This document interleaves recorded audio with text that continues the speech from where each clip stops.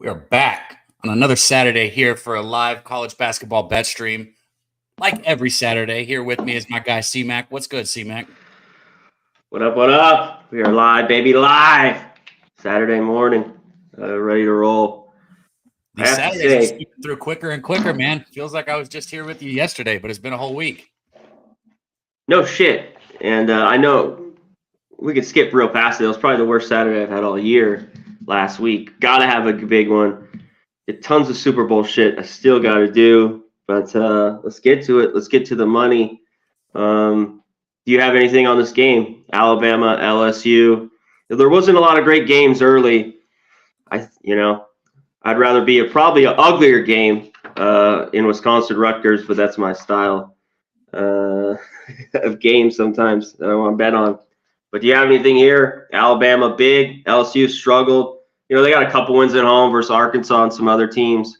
They just haven't been good. They haven't been good with the ball, with turnovers. They're not a great scoring team. They're not great defensively. Alabama off the loss to Auburn. What do you think? Bama rolls here or what? Yeah, you said it. I mean, they were rolling before getting knocked off by Auburn. But the Tide are just 3-3 on the road this season.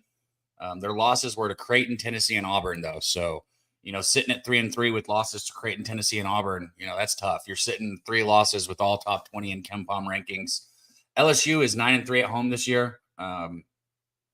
So they protected the home court. Early on in the season, I talked with you about it, C-Mac. LSU is just not – they've gotten better. But to me, they were just not a good basketball team. And when you have a team that's as bad as LSU was coming into the season, for me, there's only one way to bet it. You either find the time when you back LSU or you stay away because everybody's laying such big spreads, which is just not something I was interested in at all this season. So I haven't really been following LSU or betting LSU. But now you got this one coming in right about at 6.5. Man, I think the line's right. I mean, that's right about where I'd put it if I was going to create this line. I'm tempted to get out there and do what I do in the first half with Alabama, but I'm not doing it here. LSU Alabama is a game that, regardless of how good or bad LSU's been, they're going to get up for. So for me, I'm off this game. I'm going to enjoy it. I'm going to look for some live opportunities. If Alabama falls behind live, then yeah, I'm definitely going to pull a trigger on Alabama. But for right now, I'm just going to start it on the sidelines. Yeah, me too. Shout out to everyone in the chat with Jason, my dude. Custodian, what's going on? Wine Tyne up in here. Hell yeah. Perky Sanderson, Justin. Shout out to all you guys. I'll hit you guys again in a minute. Stack POD right here. So he's got Washington State +3 against Oregon. I think you get a 3.5 now if you haven't bet it, my dude. But yeah, Washington State taking on the Ducks today. That's in Oregon, if I'm not mistaken. But you said it, man. Andrew G, Yo, Don Play, Jason, fucking Nunya, my dude in there, Ian. Everybody's rolling in. Patrick Burns will be posting his picks on X, guys, so make sure you follow him there. Charlie Bradshaw, Rez Mob. Look forward to seeing you at San Antonio soon, my dude. Wine Time. Justin to hit you again. Tori Coker, there's my guy right there. Perky Sanders. Perky, I saw you're big on Creighton here today, man. Good luck. Here we go. Let's get that money today, my dude. Dana Delp, James, everybody. Ron Lofton coming in. Look, I say this all the time.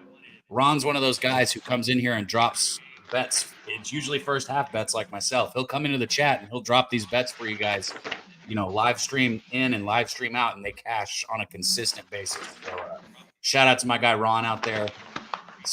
I always say this one wrong. So you say this guy say his name. Subhuman Gaucho? Subhuman Gaucho? It's not human though, right? Homan. Where are you at? Is that you? Is that the one? Gaucho. You got it. It's our guy, man. Subhuman Gaucho. Yeah, I know. That name always trips me out though. But shout out to you, man. EQ Sports Betting and Poker. Good to see you in here. Why are we on Wisconsin? I don't think we are. I didn't bet that game, and if I'm not mistaken, C-Mac, you're on the other side. Yeah, I'm on Rutgers +4.5. I'd lean to that game with the under at the rack. Yeah, I'm on Rutgers. I just think it's too many points. You know what I mean? Yeah, so, yeah, I got you. I made a mistake. We should have been on that game. So just a little bit of miscommunication.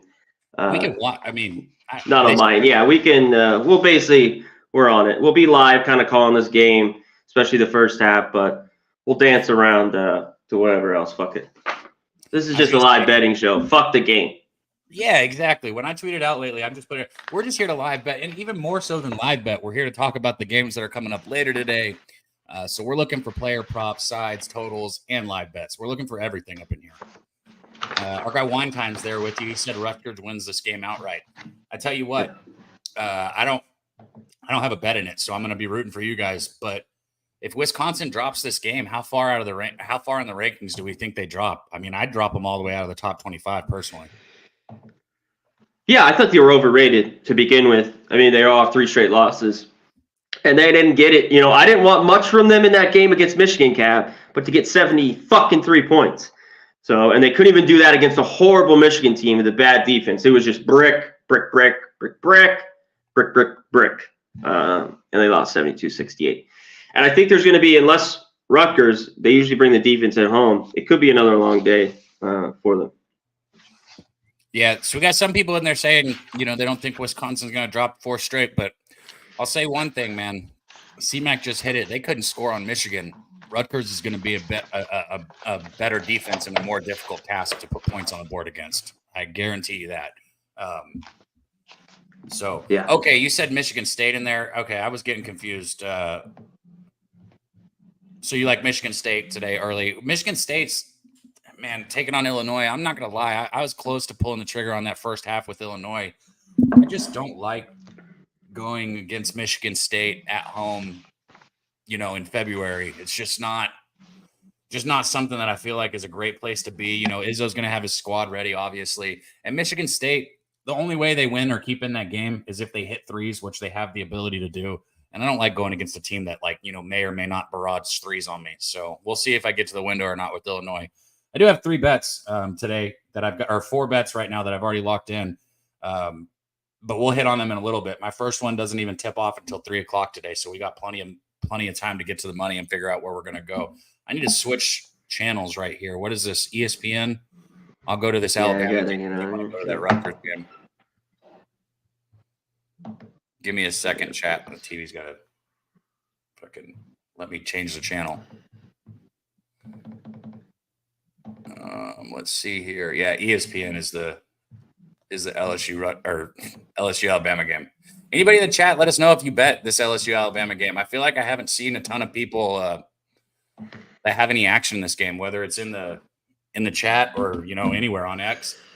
Another big game today, Baylor, Kansas. I just switched screens. It looks like that's where the game day is at Kansas here. Huge game there. I tell you one thing, after betting on Houston last Saturday in Rupp Arena, or Allen Fieldhouse, excuse me, not Kentucky, Allen Fieldhouse, I will not be betting against Kansas at home. It's just not something I will do. That place was absolutely rocking last weekend. There we go. Now they got it coming in. Where'd you get the 1.5, Patrick? If I could get a 1.5, I probably would have bet that already too. What kind of juice did you lay for that? I would have jumped all over a 1.5, but I think I was seeing a 3.5 when I looked. Shit, I got 4.5 some places, even a 5 at DraftKings. Where'd you get that 1.5, man? I'm all in for that, Patrick. Resmob said he's on Wisconsin. Gotcha. LSU says Sox Nation. Tori said LSU plus 8.5 and the under 80.5 in the Wisconsin first half 3-team parlay. So wait, LSU plus 8.5, under 80.5 first half with Wisconsin first half. Okay, I got it. I got it there. Okay, you got it in early, Patrick. Good bet, man. I like it. I wish I was there with you. C-Mac, anything else other than the Rutgers game that you're on early or no? No, just Rutgers. Rutgers. Get it. Fucking get it today. Need a big day. I'm going to hit these links out really quick. I'm going to shoot them out to Billy and link it. Mike. Yeah, I didn't do that yet. Shout out to our guy Billy, always hopping on here with us on Saturdays. Sox Nation likes LSU. See if LSU would be they've had some success at home against Bama in the past, even though, you know, Bama at home's taken care of them. They beat them 8 of the last 10. Bama just scores, so quick. They're up and down. But on the road, the 3-ball doesn't drop. Well, there's going to be a game like that. Could be today. You got Arizona first half against Colorado? Yeah, I do, man. I do. I get it that the line is fishy, and I understand that a lot of people that are sharp cappers are on the other side. And it's fishy because, the first game, they won by 47 points. So now to see Arizona as an underdog after, winning by 47 points is kind of crazy. But here for me, it's one of those things, CMAC, where I stick with what I do. Arizona first half has been just absolute money for me this year. And, now that I'm getting plus a half a point or +1, there's no reason why I would stay off.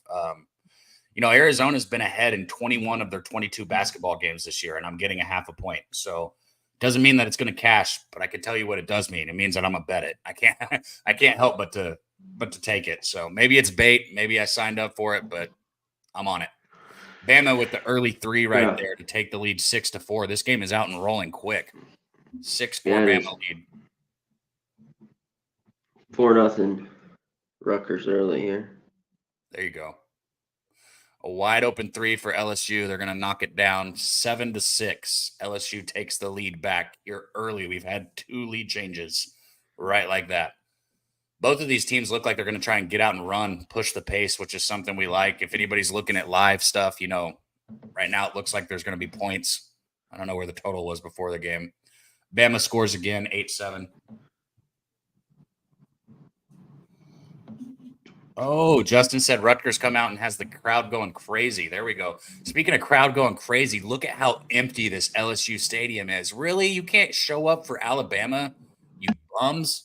The fuck is this, man? There's 7 seats in between each person. 7 empty seats in between each person here at LSU.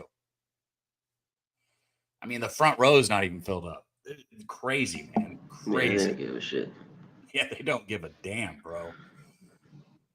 It is 9-8 here, though. The lead change keeps going back and forth, back and forth. I haven't seen a missed shot yet by either team. God damn. I know, right? This total's all the way up to almost 170. In the Alabama LSU game? Yeah. Holy shit. I almost want to just take the under off principle right there. I know that I just said they haven't missed yet, but we all know how it goes. College basketball is a game of runs. Sooner or later, somebody's going to miss a shot. Start missing. Smoke and mirrors, my dude. What up? Justin said Rutgers is full court pressing Wisconsin. I love that, man. I love teams like Rutgers, another team or another coach like Buzz Williams at A&M. I like those teams that come out with those really aggressive presses and half-court presses in the first half of the game. Another 3 from Alabama. C-Mac, holy shit. Raining. Dude, 11-9 here. We're not even at the 17-minute mark, and we've already got 20 points in this game.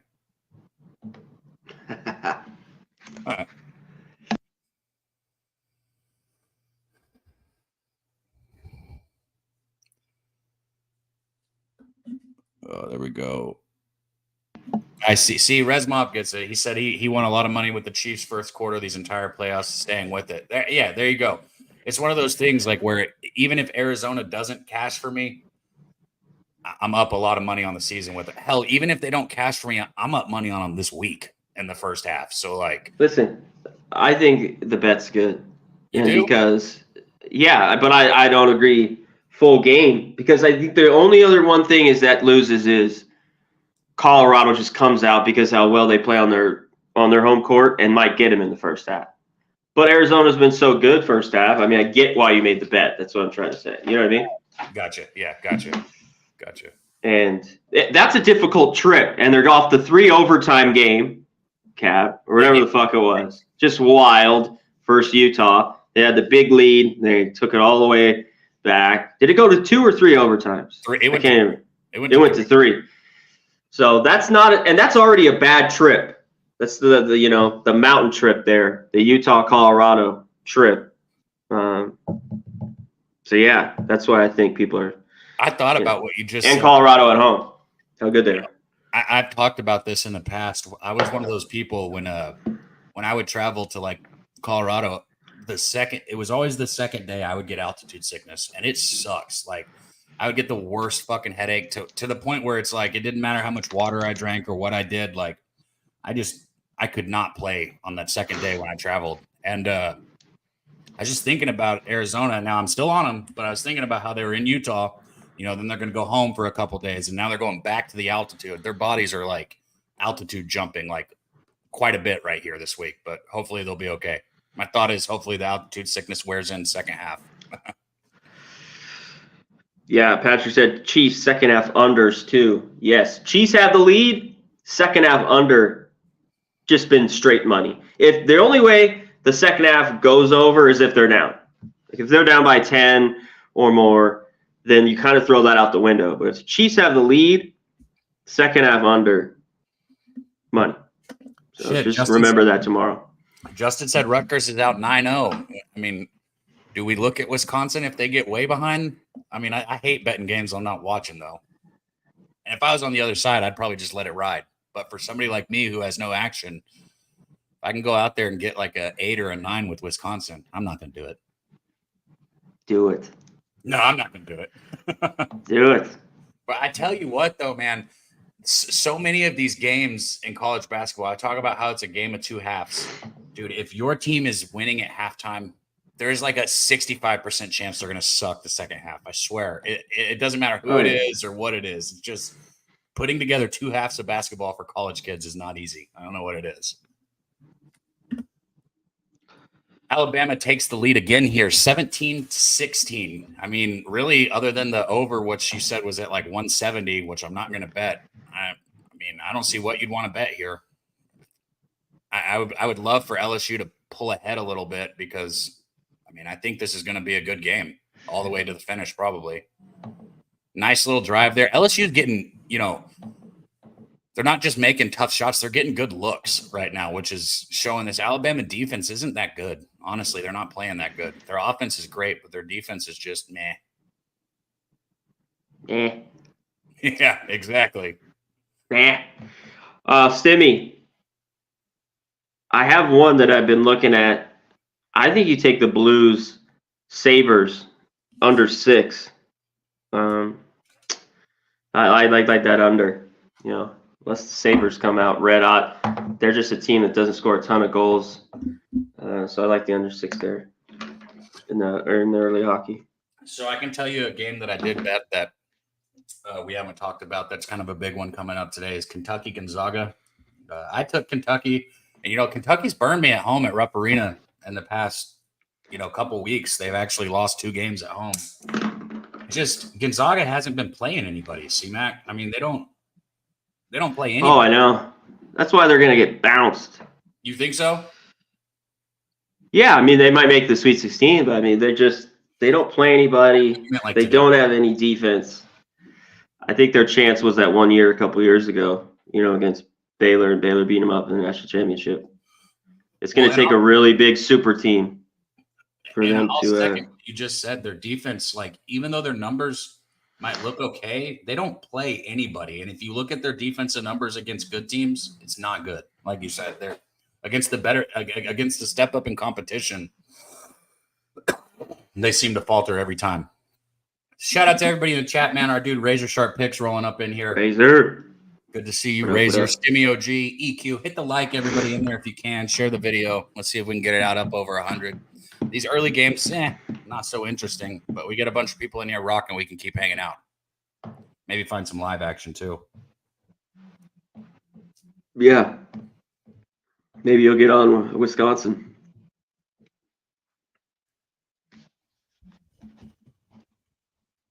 Patrick said I got the better end of that line. Yeah, I got 4.5, moved all the way to 6. I think there might be 4.5. I think it's come back. I think that Kentucky line has come back. You might be able to get that 4.5 or at least a 5 now. Hold on, let me look for you. And anytime I'm on something, I'll tell people like if you're gonna go for a 5 and I'm on 4.5, like all you're gonna do is push. If you miss that half point. Now, if you go at 5.5, that's different because it can land on 5. But difference in 4.5 and 5 is whatever.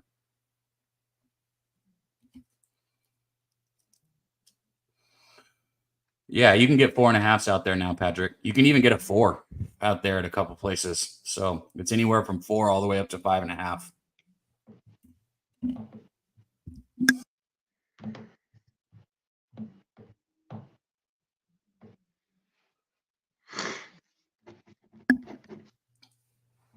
I don't know what books you got, Patrick, but like I said, you don't even got to buy it. You can get it up there now. It's back. Dana Delp said I would take Wisconsin +9. That's what I was just talking about. Thing is, though, Wisconsin was favored, and since it's early in the game, I bet even if they're down by 9 or 10 points, I bet you're not getting that much of an adjusted spread yet. No, I've only seen 1s, 2s. Yeah. Yeah. Which at that point tells me like you might be on your last chance to join our guys on Rutgers. So here we go. Razors on Rutgers with you too, C-Mac. It's that only early play I have started. It's Rutgers +3. I'll be rooting for Rutgers. We got a few people. Line Time's on it. C-Mac's on it. Razors on it.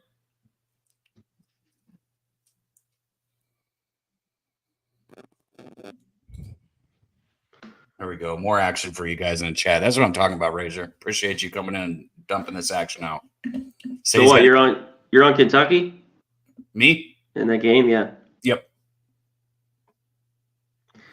I like it a little bit. I like them, but I haven't played it. Like I said, man, I just think that this is one, Kentucky after losing a couple home games has to want to come in with energy here against Gonzaga. And two, I just can Gonzaga, like, who have they played? Like, look at when they've stepped up in competition and they've struggled all season. I think that every year. I think Gonzaga does themselves a disservice, like, heading into the tournament, you've got to play these better teams. Like, you just have to. It doesn't matter how good you are. If you're not testing yourself, I think you're doing yourself a disservice. Well, I think that's why they have this game right here. They're trying to get like an out of conference big game because they play them such early on in the year. But that's in December. These teams are just different 4 months later. Oh, by the way, that total's 169. Yeah, I don't take any overs that high, but Kentucky seems like I don't even know if they've had a 1 under or 2 all fucking year, Cab. And that was early on. Like that. It seems like they get to 90, and there's not a ton of defense. So I mean, that game's like it seems like get over 169. Another nice drive by Baker, number 9 for LSU right there. Say nice drive. It looked like goofy, tall ass white dude spinning in the lane, but he made the shot. Missed shot from Alabama. Alabama down 19-22 here. Fuck it, man. I'm a degenerate. LSU hit me a 3 right here, and I'll take Alabama in the first half. Let me pull up this spread. Give me a second, guys. I got to get this up. Hey, if I fire away mid-game like this, if anybody's actually trying to tail, you better get your book open right now because the number when it's live like this moves very quickly. Usually when C-Mac and I are up here, we try and, talk about the games at halftime and maybe on a commercial break or something like that. So this is going to be a little different. Problem with me, C-Mac, is I'm fucking 2 plays behind my TV. Like, I hate that. Yeah. You know what I mean? Like,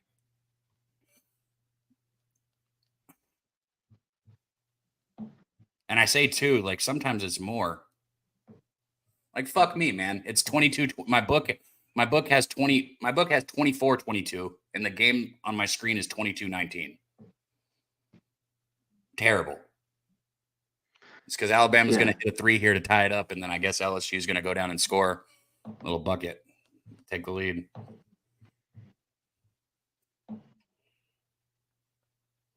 Let me get to this fucking game. Nice. Got Alabama half a point. You first half just a minute ago. Good shit. I was hoping LSU would go at 5 because then I was thinking I could get a money line, but they didn't. So.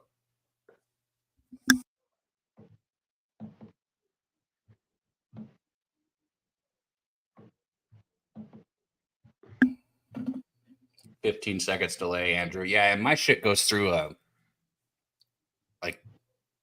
an app too, so it's like it's way behind.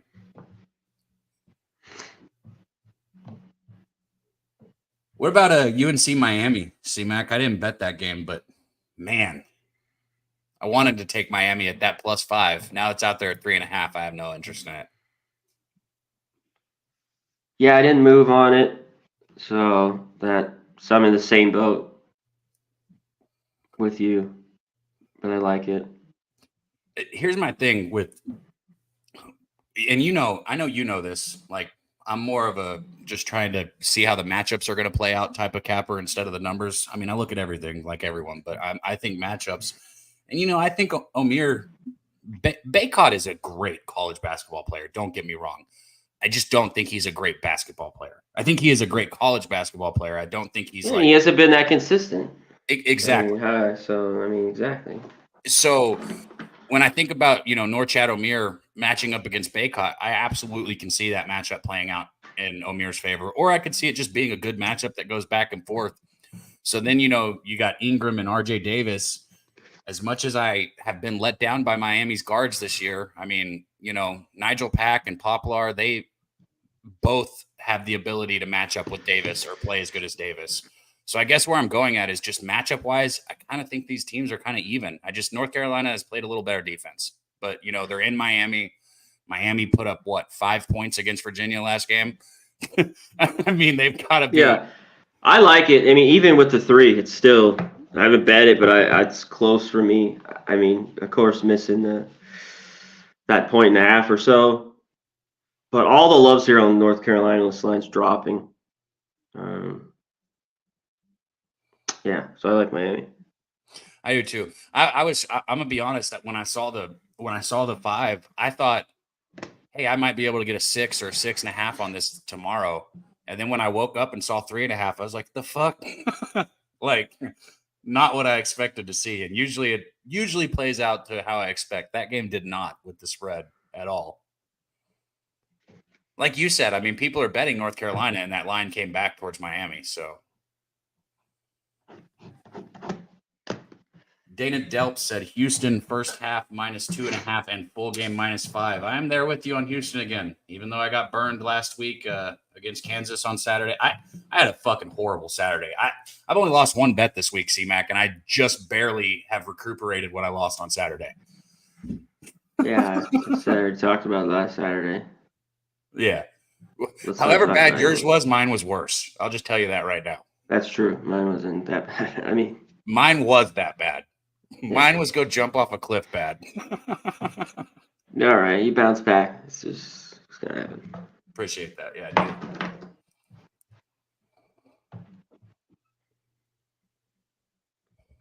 I will say one thing. My very last bet was Oregon first half, and they covered it on like the last shot, and they ended up losing the game. So I was like, at least my very last bet, I won something that I probably shouldn't have won. Like that was a little bit of a saving grace at the end of the day last Saturday. Edie over 22 points tonight. Dana, there you go. Obviously, you can get that easily. You just, I guess, got to hope it's not a blowout. What's the spread in that one? Like 17.5? Bama with another 3. I swear I've seen at least 23s this game, it feels like. Obviously not. 25, 24 here. We are not even at the 10-minute mark in the first half. LSU's got the ball up top. Looks like Bama is in a 2-3 zone here. Bama's defense is soft. I'm sorry. It's just soft. Another bucket. LSU is going to go back up 26-25. Back and forth we go, and back and forth we go. Yeah, Ian, they were on a little bit of a short list for me last night with Stetson there at home. That's where we want to back them. Is at the house. So Don said, I like it. Billy said he's on his way to join us right now, but wanted to let everybody know that he is on High Point today to lock up the Big South. There you go. Talk about locking up positions. I know this is a step back here to talk about Arizona, Colorado again, but I think Arizona is in a spot right now where they're really trying to seal up that number 1 seed here, seal up a top seed. So I think there's still plenty of motivation, even though Colorado needs this game. I'm just saying, I think Arizona still has motivation also. Yeah, they better. Fuck.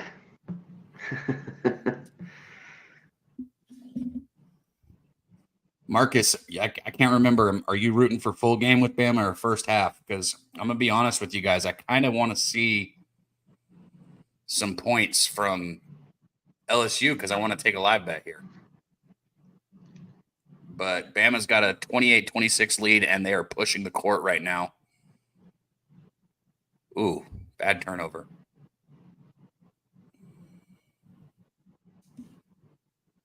Yeah, I want to join you, Marcus, if I can get a live line. I mean, shit. First half spread right now is at 4.5. Damn. Don't make me bet LSU.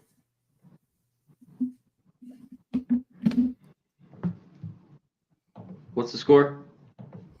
28-26. Alabama. We got 18-12. 10 minutes left here in the first. Bro, I got diamonds in this joint. I don't know if you know what I mean when I say diamonds, but like pure THC diamonds in this joint. And every time I hit one of them, I'm like, oh, yeah, that's the diamond. That's the diamond. Yeah. Holy shit, man. Shout out to everybody in the chat rocking with us. If you're burning one with your boy, let me know what you're burning on. If you don't smoke, maybe you got a drink this Saturday. Let me know what you're sipping on. Hell, even if it's just a coffee, let me know what you got in the latte, whatever. Another 3 right there from Bama. Now they are going to go up 31-26. So they got a little 5-point lead here with 9 minutes and 45 seconds on the clock. Damn. I mean, this is one of those ones where I don't know. I probably should have bet Alabama first half, but I just really thought LSU was going to keep this close. 28-31. LSU put some more points on.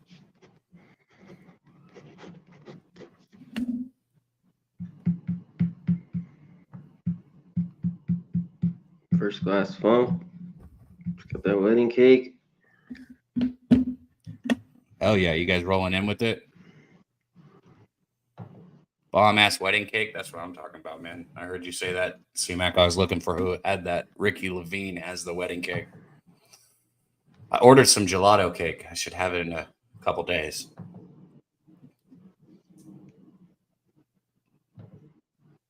$9:15 on the first half clock here. Alabama's at the free throw line. They're up 33-28.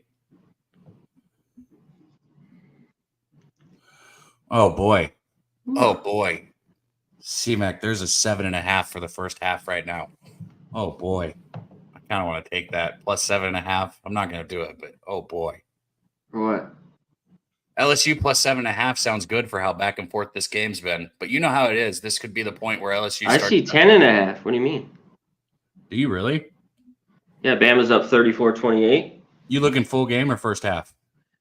Yeah, full game. This is full game. Yeah, not first half. First half, yeah, 7.5 minus 125. Yeah, my bad. You were looking at first half. Yeah, they suck though. I mean, LSU does suck, man. That's one of the first conversations. They are keeping it close. You know.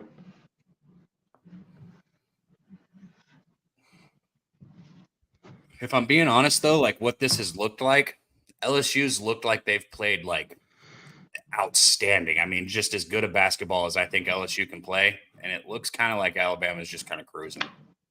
You know what I mean? Yeah. And they're still, up 6 points right now, just cruising. So tough.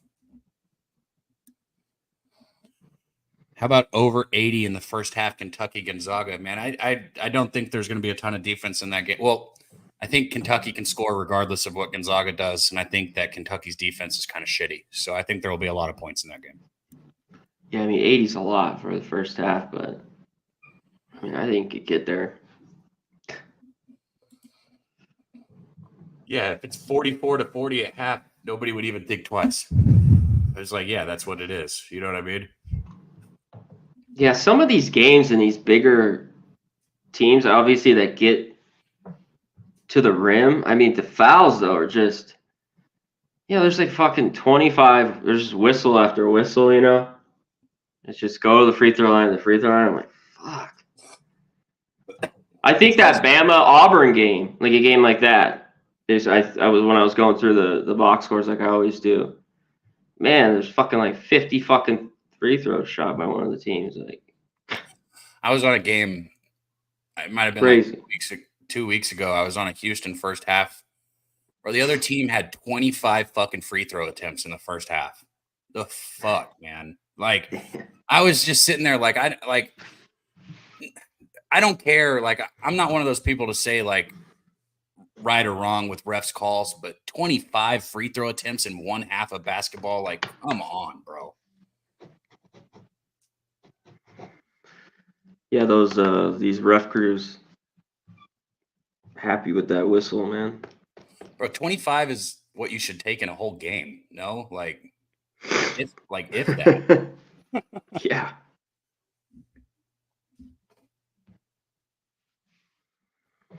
Maui Wowie. There we go.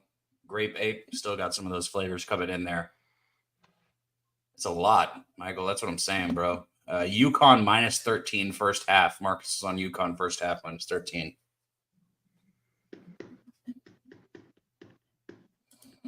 But you know what's crazy? Is I lost that fucking bet by one fucking bucket, and the other team had 20 fucking. They were 21 for 25 from the free throw line. 21 points in the first half from the free throw line, and I still only lost it by a shot. I was not happy that day.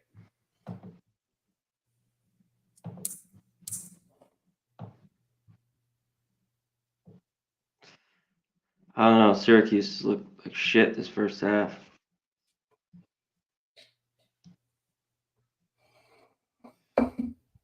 Peppermint Marker, huh? That's a hell of a name right there. I've never heard that, but I mean, sounds like some stank. Shout out to our guy Armchair MMA, man. Let me know if you guys see anything you like live here in these games. I'm gonna pull up the lines. I liked that 7.5, but I didn't bet it. So, and right now it's 5.5, which I'm not gonna take a worse line. It's 23-16 Rutgers. 7:50 left. 23-16 Rutgers. There you go. Yeah. Hell, you can still get Rutgers at minus 2.5 right now too. I mean, there we go, Jason Meyer. Yeah. You remember, now you just got to get gold. Jason. Get in the gold. Where's our get in the pony races? Virtual pony races. Where's our thing for this? C-Mac, I'm so bad at the producing part of it. I can't ever find it. I know we have a thing. No, yeah. That's our guy, Jason.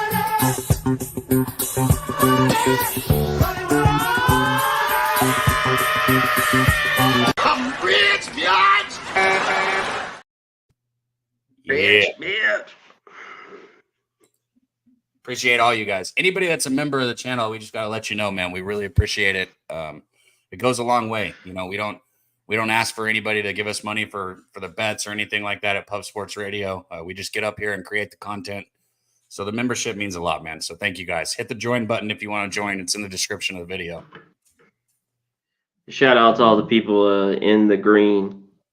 You know, Ian, Robert Franklin, my dude. He's got the Martin, Western Illinois. I looked at that under, Robert. I like that. I looked at that a bunch. Michael Johnson, he's up in the green. We know Ron Lofton, always in the green. My dude Dana Delp, straight green. Justin, always in here with the green. Johnny K, green. Shout out to the green. Subhuman Gaucho. Subhuman. You gotta do that, okay? Human. There you go. H-O-O. That guy's subhuman. Bro, this Gaucho. This fucking diamond joint has been rolling, man. I wish you guys could smell this shit through the camera. Like Well, I would be smoking with you. I was right next to you. You know that. Shout out to Razor Sharp Picks.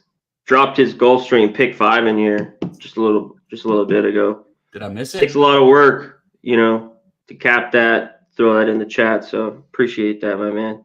Damn, wine time. Dick missing something like that. That is a lot of work, man. Shout out to our guy Razor. Get this pick 5 right here. And if I fucked up and didn't highlight it in time, and it's got to be a pick 4, we're gonna get the pick 4. You know what I mean? Here it is, right here, though. Hey, we got somebody backstage though. C-Mac, you wanna intro him? Or you want me to do it? No, you can do it. Okay. Bring him up. I know him as. Oh my god, this guy. I was gonna say, I didn't think he was gonna show up. I'll just bring myself on. Fuck you guys. Let's go. Fuck you, Mike. Get off the camera. Okay. I know him as Mike Money. He's my friend. You guys know him as the Mr. Pimp Slap. Shit, I'm not good at this intro. Let's get him in, man. Our dude Mike Money. What up, Mr. Pimp Slap? POD. Did a better job there bringing myself on, boys. Nice work. You did, bro. I told C-Mac, I'm like, I don't like the start of the show, and I don't like the intros. Like, I don't know. It's easier just to push a button, and have it out there like you guys do on the sesh, right? So it's self-explanatory at that point. But what's up, fellas? You got people like Jimmy who make up nicknames on the fucking fly. He's like, oh, the Magic Man, and like just comes up with nicknames out of nowhere and makes the intro sound good, so good. And then I try and I'm like, not good at it. What up, Mike? How's it going, man? Same shit, different day. Grinding, boys. Good to see you on a Saturday. Hell yeah. You loaded up already today? Is there NHL today? Oh, there's a shit ton of NHL today. I'll tell you, I was laughing. I was doing some recapping this morning from last night, and only 3 games on the card in the NHL last night. I went 1-2 in those games, and I live bet the Oilers, and I ended up netting with the 1-2 game. I ended up netting 5 units between those two, the 1-2 spots. So it was funny to see, just because originally I gave out the Penguins at -125, and I gave out the Rangers, I think, at -105. But I had the Edmonton -1.5 and the over 6.5 at, what was it, like +250. So net a 1-2 day still generated positive units. That's how we fucking do it in the NHL, boys. Let's go.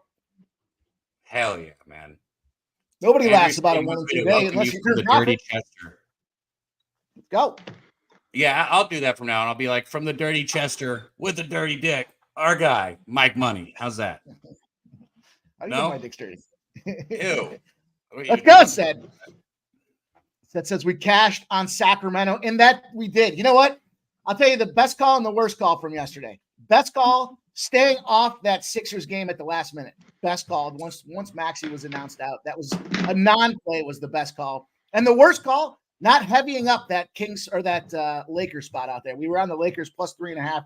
Should have been a fucking full 10-unit banger out there. The old 10-unit hammer spot. Yeah, Mike, come on. Like you're talking after the game though here. I'm telling you. No, I know, but I know. I'm just saying, but we're talking after the results. I know. But I've heard you say that, like the other day, the Utah State was so public just because they lost. I mean, they're a 12-0 team, awful loss. I think Colorado State was just the same. And the number was about the same, and it didn't really move. There's a lot of money on them. That was at 6, and then 5.5. That spot was one of those unique little unicorns, though, where they're a home dog after losing as a home dog. That's only happened 10 times in like 6 years. And it was solid spot for him, I guess, but very much, especially because the public was all over that Kobe Bryant statue night for no reason other than it was Kobe Bryant statue night. They wanted to come in there and get it done. And I'll tell you, these NBA and all these sports teams have a simple philosophy when it's jersey retirement night, when it's raise the banner celebration times, when it's statues. The simple philosophy is let's fuck their day up. And that's why teams end up, the public overvalues that artificial horse shit. And the guys on the other side of the court are always thinking, I'm going to screw this team up. I'm going to ruin their night. And on the flip side of things, the Lakers were getting shit on all over the media all morning, all afternoon long, saying, I can't believe they lost in this Kobe night there. And you knew they were going to come back and fucking hammer those guys. Man, shout out Jason Meyer. $10 dono, man. We be pubbing. Shit, man. I'm going to hit the button.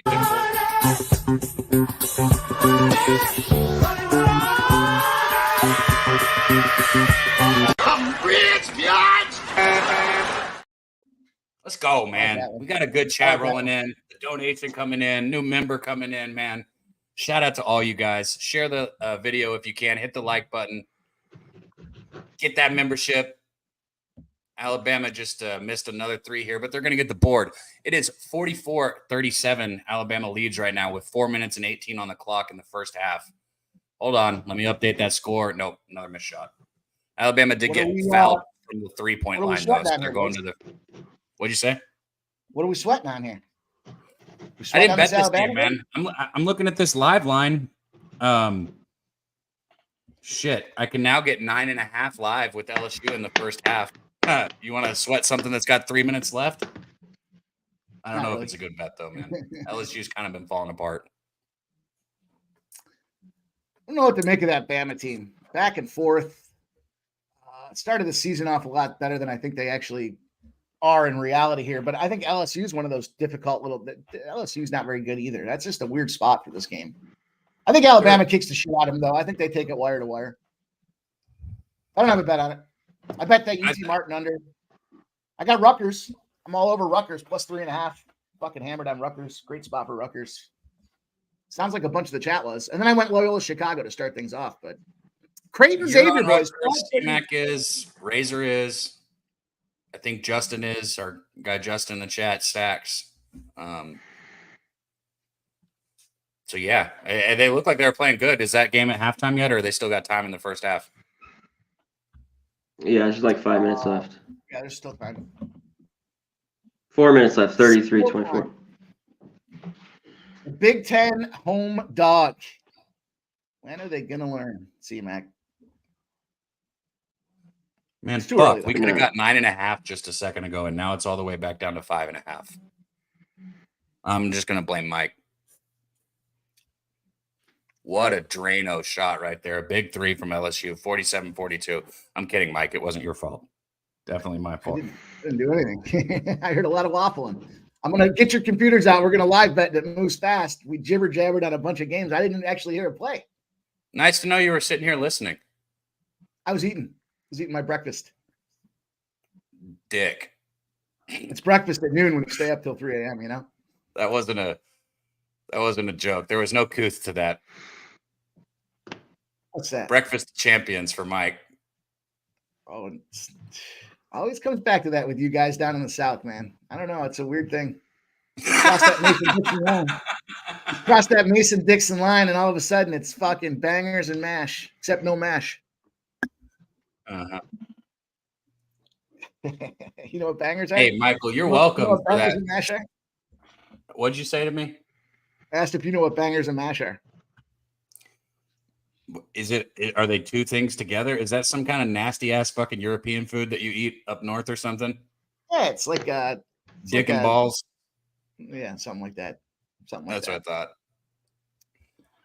Someone asked about hockey. I don't know if we're actually making plays or we're just going to talk about some of these games, but I'll make some plays for you guys in the NHL here. I jumped on this Dallas-Montreal spot over 6.5. How about this number? It surprises me because I kind of saw some things that maybe suggest the other side of this thing. But a big favorite on the road in the early slot in the NHL has gone 17-0 in this particular situation today. So kind of surprises me a little because I thought this could feel like a lower scoring game since Dallas is coming out of the Central. Speaking of being from the South here, going on up to Montreal. But 17-0 kind of prevails for me. So I like that Dallas over 6.5. And I looked at this Vancouver game.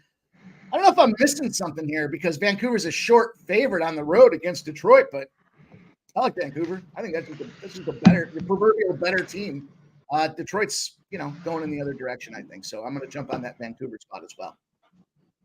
Yeah, it's sausage and potatoes. Yeah. Subhuman. That's why I said bangers and mash, but they're holding the mash. Just sausage for our guy, Dabby.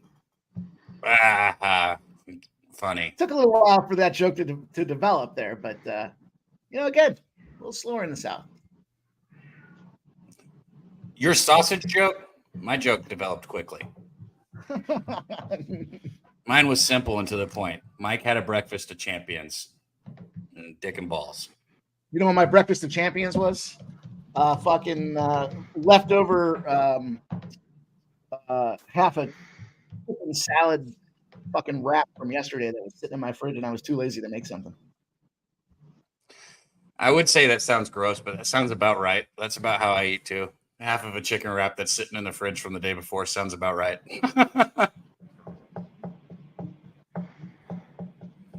Man, shout out to the chat rolling with us. I was going to say, Mike, I tell you a little bit on NHL. I've told you on 6 NHL bets this year. You got to give me one of those two. Actually, I'll make it easy. Two. I'm going to go with Dallas because I can actually watch it. So I'm just going to go with Dallas over? The Dallas over? Okay. Yeah. That way it's not up to you to pick between two if you like them the same.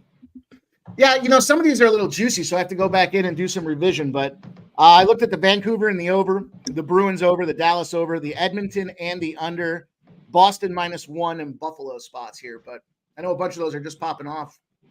Buffalo -1, I think, has the most allure to me at this point. It's pretty pricey at -170 right now, but I can get this over 6.5 at -103.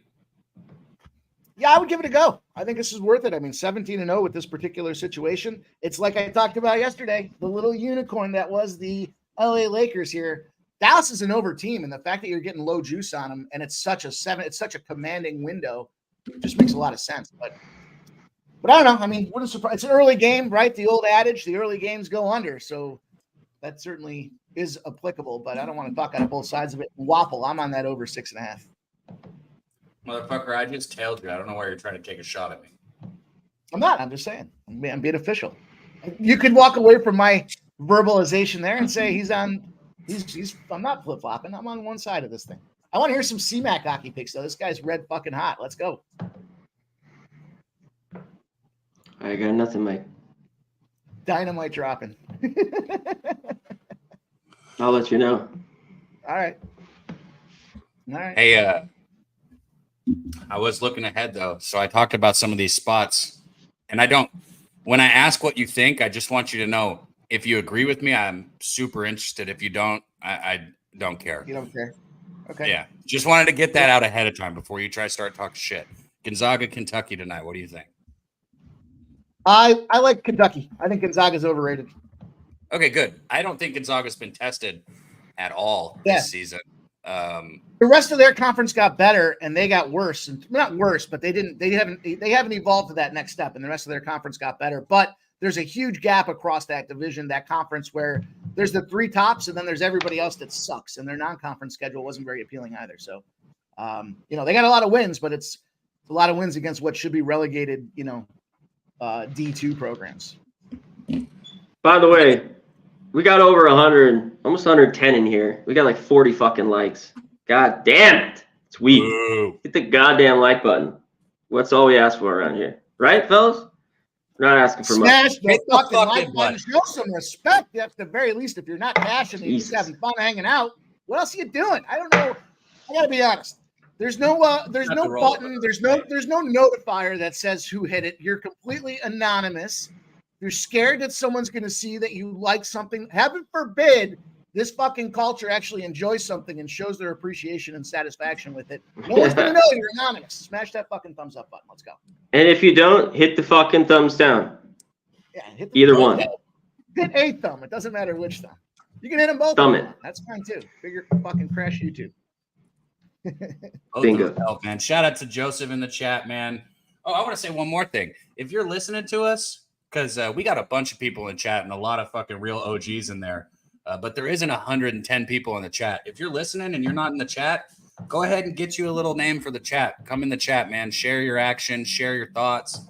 It's all love here. I mean, we might talk a little shit to each other, but that's all fun and games. We're really here to learn and, just get better. So show up in the chat if you haven't been in the chat. We want to see you. Unless you want to be a troll like some poor bastard I hammered on the other day, then you're all good. Well, I don't even care if you want to do What that. happened? I don't know. I was going, and someone started talking shit, and I think as we're doing this stuff live, right? We read from kind of the bottom up with the chat. So there were a couple of what I thought to be shots, and it just turned out he was responding to something I think Pete Loshak said, and I went in. I didn't dip my toe in the pool. I jumped all the way in. Bro, have you ever gone off on somebody in a chat that wasn't talking shit? Because I have. That's exactly what just happened. I mean, he was sort of talking shit, but I haven't seen him No. since. I felt bad. I completely misinterpreted something the other day that somebody said, and I fucking lit them up. And then I went back and read it like when I was like doing something just a little bit later, not paying attention. I was like, oh shit, man, I owe them an apology. Problem is, I don't remember who it was, but whoever it was, I'm sorry. I apologize. All right. It was real time. I realized I was talking shit. Ricky Bobby says, who y'all like between James Madison versus Akron? That's a fucking under the radar great game right there. Those two teams, Akron beat the shit up out of its non-con schedule. You look at James Madison coming into this game there. They've been whooping up on teams with the exception of what? Appy State. And now you get them in the situation where they had that last game there. They didn't cover. They were up like they were -6.5, I believe, on the road. They were up like 10, 12 points with like 2 minutes to go. And they ended up not covering by the fucking hooker because I think at that point they were just checked out and ready for this Akron game. I think James Madison's better than Akron all around. I don't think the MAC's going to do well in this little SoCon MAC competition. Personally, I don't think the MAC teams can hold the candle to what these SoCon schools are capable of doing. So I'm going to lean to James Madison in that one, boys. What do you think? Take it away, Cap. Man, do you really think that with Kentucky and Gonzaga, Baylor, Kansas, Houston, Cincinnati? Take it away. But come on, you know where I'm going with this. Do you really fucking think that I spent time looking at that game today? See, that game's more appealing to me than any of those other big ones, just because of bro. Some people like bad chicks. It is what it is, and I get it. Everybody's gonna ride me. I'm on the outside looking in. I know that fat chicks. This is a preference. I know that, man. I just spilled my fucking. Hold on a second, guys. I just spilled my fucking joint. Hold on. What a dick. Yeah, this isn't that ugly of a fat chick here. Akron, James Madison. These are pretty I don't think so. two decent basketball teams. Yeah. I'm off. I just don't like. Akron's on the road here. This line's moved to 6. I like James Madison. I think they win. I don't know if they cover. It's just not a game I want to bet, but get it, Mike. That's gonna be a fun one to score check, though. And if there's so much UFC going on today, and I think it's a 14-game card there. It's gonna be tough for me to kind of navigate through. I got a buddy that's been chirping me about getting together and hanging out tonight, so I got a whole bunch of shit going on. But I'll be interested in seeing how that one develops and what the final score looks like there. Some great opportunities with the. I just want to say this because I know that a lot of really experienced gamblers find a lot of value in the smaller schools and the smaller spots that aren't heavily bet, and I understand that. I get it, and I'm not saying I haven't tried because last year I capped on Fridays with CMAC. That was last year we did that, right? CMAC on yeah, I did net profit, and I refuse to give something out that I don't bet. So I was doing every Friday when all these dog shit schools that you guys like were fucking playing, fucking Quinnipiac and however the fuck you say, like all these shitholes. And I bet them, and I tell you what, I lost money. I don't like it. It's not my thing. It's just not. Yeah. It's not where I succeed. It's a fair piece of feedback, but the MAAC is in my backyard, and I struggle in the MAAC, but there are, and I think that's just because that conference is so fucking bad that it's any given time, any team can go out there and pop the other one in the face. But we've said it time and again, these are softer markets. Everyone's betting those major spots there, the Kansases and the Kentuckys, but we have the benefit that they have to put lines out there. So I've done really well. I've been fortunate in the SoCon. That's been one of the conferences that's done me, Conference USA, whatever. There's been a couple of them that have done me right. And, I've grown to enjoy watching shit fights. I like to watch these little and there's great live betting spots on them because you see this team the swings are so quick. It's like they just had a little cold moment and then they can go on a 10-point run like nothing and you can catch a nice plus money spot. So I've been fortunate to catch a bunch of plus 400s or 500 live spots the last 4 nights in a row. Except for that Utah Arizona game. I refuse to discuss it. Look, we already talked about it. Don't worry. Yeah, good. Move on. Shout out to Arizona in the first half. Yeah, but fuck those boys, man. Fuck them both. How about that? I think Colorado's going to fucking run a train on not just Colorado, but Colorado's girlfriends too. Or I'm sorry, Arizona's girlfriends too. They're all. You said it right, bro. They're a bunch of fucking cousins. Everyone's getting fucked in the Arizona community today. You said you're on the Arizona train with me today? That's smart. No way. What'd you say? It's first of all, it's triple overtime they're coming off of, right? I mean, it wasn't like even a single overtime. It was triple. You give a fuck, bro. It was elevation. And they're in elevation. They're back in elevation again. This is a shit spot for Arizona, in my opinion. But you know what? I'm okay with you taking your first half. I think those legs are definitely. In fact, I think the first half in this case makes a lot of sense, just because of the nature. I mean, we talk about elevation and we talk about overtimes. They're not just intersecting here. There's triple overtime factor into this thing. So I don't know. We'll see. We'll see what happens. Bro, Colorado got done dirty the other day. They're not covering the full game. They covered the first half, 8.5. They won by the hook. Was that Thursday? So you think? Yeah. You think these college kids are still tired from Thursday? Yeah. Bro, Thursday night. It's not even 48 hours, and they got to travel. That travel's a big factor as well. If they're flying by plane, that's a big factor on the ability for the body to recoup and recover. That altitude factor, the shrinkage that goes into your ligaments and your muscles and the circulation being restricted. There's a lot of science behind that travel spot being difficult. I don't care if they're 18 or not. Triple overtime at altitude. You ever had a cocktail at altitude and then go to bed and wake up the next day and have a cocktail at altitude? Wake up 2 days later and have a cocktail at altitude? Altitude sickness fucked with me. You forget, Mike, I traveled on planes and played in college. Yeah. Like, altitude fucked with me. I've already talked about it, but I think it's a real thing. I don't care, man. Look, I'm on Arizona in the first half. I've been on Arizona in the first half all season, and I gave you this stat, and I'll say it again. They've been up after the Utah game. They've been ahead in 21 out of their 22 games this season. So they come out hard. They stay hard. Obviously I could lose the bet, but they've been ahead in 21 out of 22 games, and I'm getting plus a half a point in the first half. Of course I'm going to bet it. Bait or not, I don't care. I bet Arizona. That's the only way I would bet that game is the first half for Arizona. And I think that's a good look. I think in terms of the two of them, especially I'm big on how the team finishes, and Colorado didn't finish very great. Arizona was able to grind through and get that win, so they kind of got the upward trend, if you will, and Colorado not covering the spread at the end there kind of fell apart towards the end. Downward trend. So there he is. Billy Britt. What up? Are you sitting backstage? Yeah, I'm struggling today, man. It took I was the waking up and it was bad today. Bad today. My bad if I left you sitting back there, bro. I didn't even Mike, that Hawaii game has fucked up my sleep schedule permanently for this weekend. Double overtime in the fucking island, 4 o'clock in the morning, Thursday night going into Friday. And ever since then, my sleep schedule has been fucked up. Well, what up, Billy, man? Did you take care of getting your bets in before you went to sleep at least? Yeah. UFC woke up to a little bit less of a line movement than I really intended to go with, but I mean it went direction, so I can't complain. Numbers going up to 5, but I'm on High Point over Gardner Webb. Degeneracy. I watched way too much Big South basketball, and what numbers you get though? I got 4.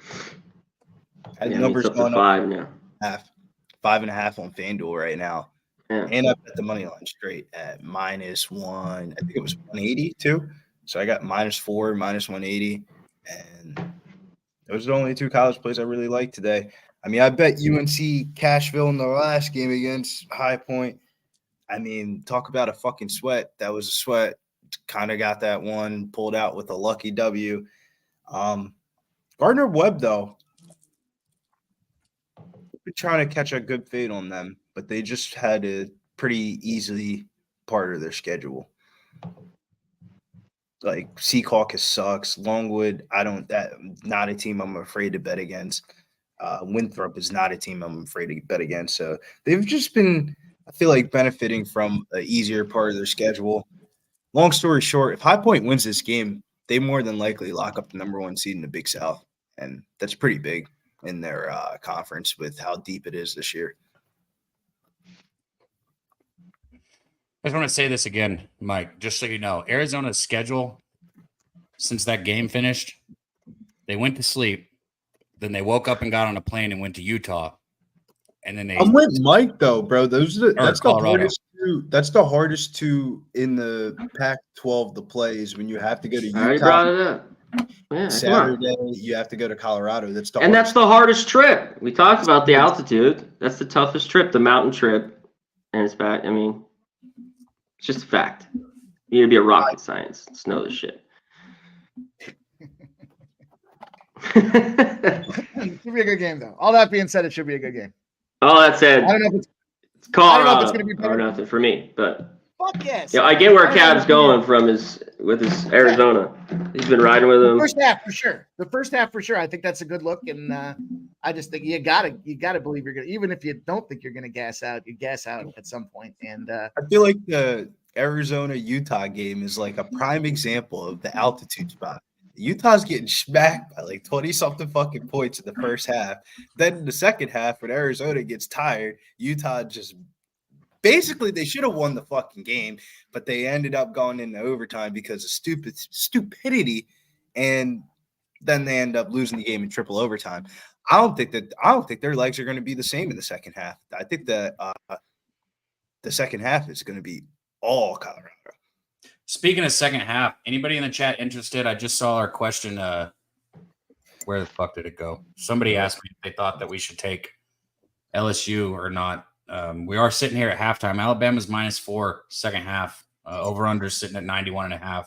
Got no feel on the total. But -4 would put Alabama at like a 7.5 on the point spread, I think. Let me pull up the live line.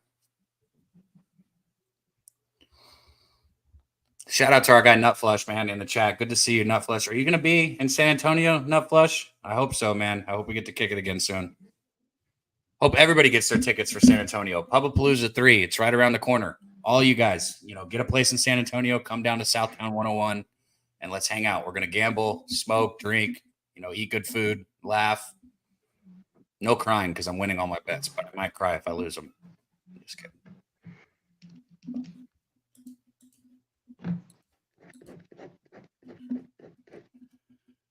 And the live line is 7.5. How do I feel about high point in the first half? I don't like betting road teams in the first half, but I don't blame you if you want to cut down the number. Dude, what? I think it's Like better. Arizona? I don't like betting road teams in the first half. That's when you bet teams in the first half is on the road. I like I've betting. been watching that Gabby strategy. That's something to it. I don't like betting road teams in the first half. Mike, hold on. What was that, Mike? I know you're starting to see. You're starting to see it the more you pay I've been keeping it's something that I'm not a first half guy, as everybody knows, but I did execute. Somebody called me out on my show the other day. They said something about I was on Oakland in the first half against North Kentucky, and I said the way this number shows, Mr. fucking Coach Campy smashes in the first half. It's one of my favorite. I said the number's dropping for Oakland, but it's moving in the first half upward. I was like, that tells me it suggests they're going to win on the first half on the road, and then they're going to potentially lose the game outright, and they did lose the game outright. So I'm starting to see it a little bit. Coach Campy is like a team that you bet in the first half. You never take Oakland full game. You bet Oakland first half. Coach Campy gets those boys together on that nice little script, and they ride out that first 20 minutes. But that second half, when he starts subbing out Rocket Watts, it's when shit goes downhill. Yeah, I'm starting to come to. I still just don't. I like to have the full game. I like to get the benefit of all the metrics I have that work for my favor. But I can see that angle, and I see how that relates to that Arizona game again. So not to keep beating that one up, but what do you think about Toledo App State, boys? Talk about this. I'm going to say this. I love it. The MAC playing the fucking the MAC going down over there. Those games are going to be lit today. I heard you guys talking about Akron. And I kind of like Alabama 7.5. I'm not going to lie. Take it. I'm not betting that game. Fuck the SEC. I think I could see Toledo beating App State. And I could see James Madison beating Akron and everybody going, now what the fuck do we do? Because it just puts all that chaos into what's happening with this game and the grading process. For that James Madison game, I feel like from a James Madison perspective, why would you go into this game like 1,000%? We're gonna lock up Akron. I think there's gonna be some points hung up on that board, man. I mean, that total at 154.5. I mean, I see that being like low 60s finish.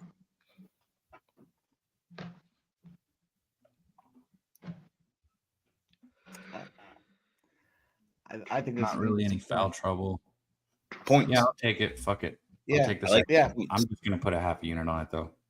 Why play defense in that? Just go out there and try to outgun the other, just outgas the other. And in all fairness, James Madison just shoots way more efficiently than a lot of teams across college basketball. So that seems like they should be, and then they'll just gas them out.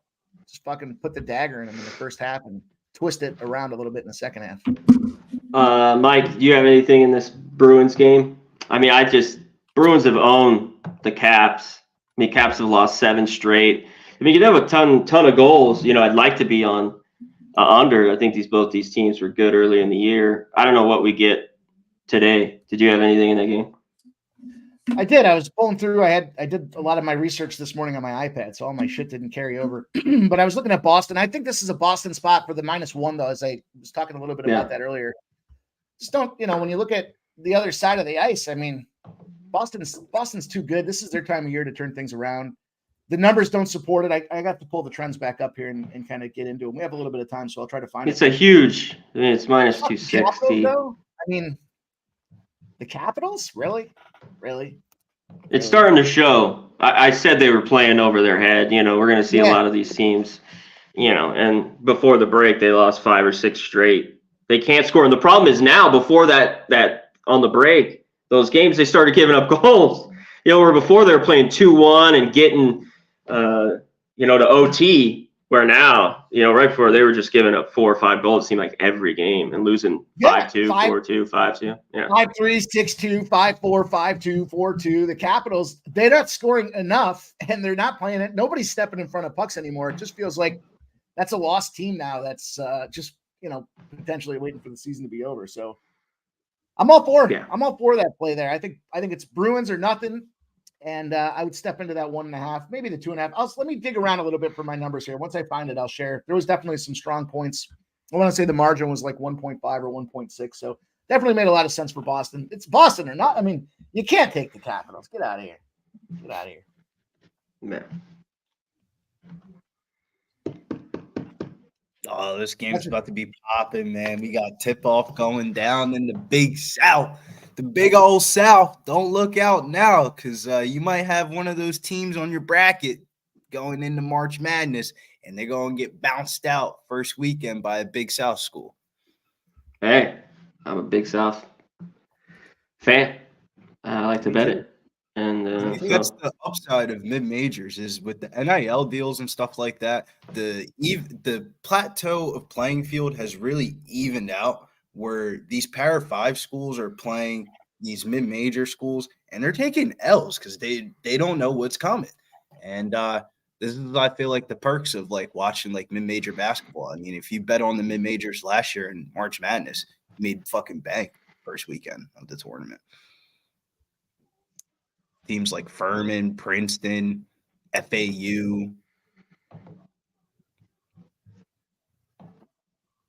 Yeah, I mean, that's what it was designed for, right? Do you want to sit on the bench, work your ass off and sit on the bench in a big blue blood program, or do you want to have the opportunity to go out there and be a star? No.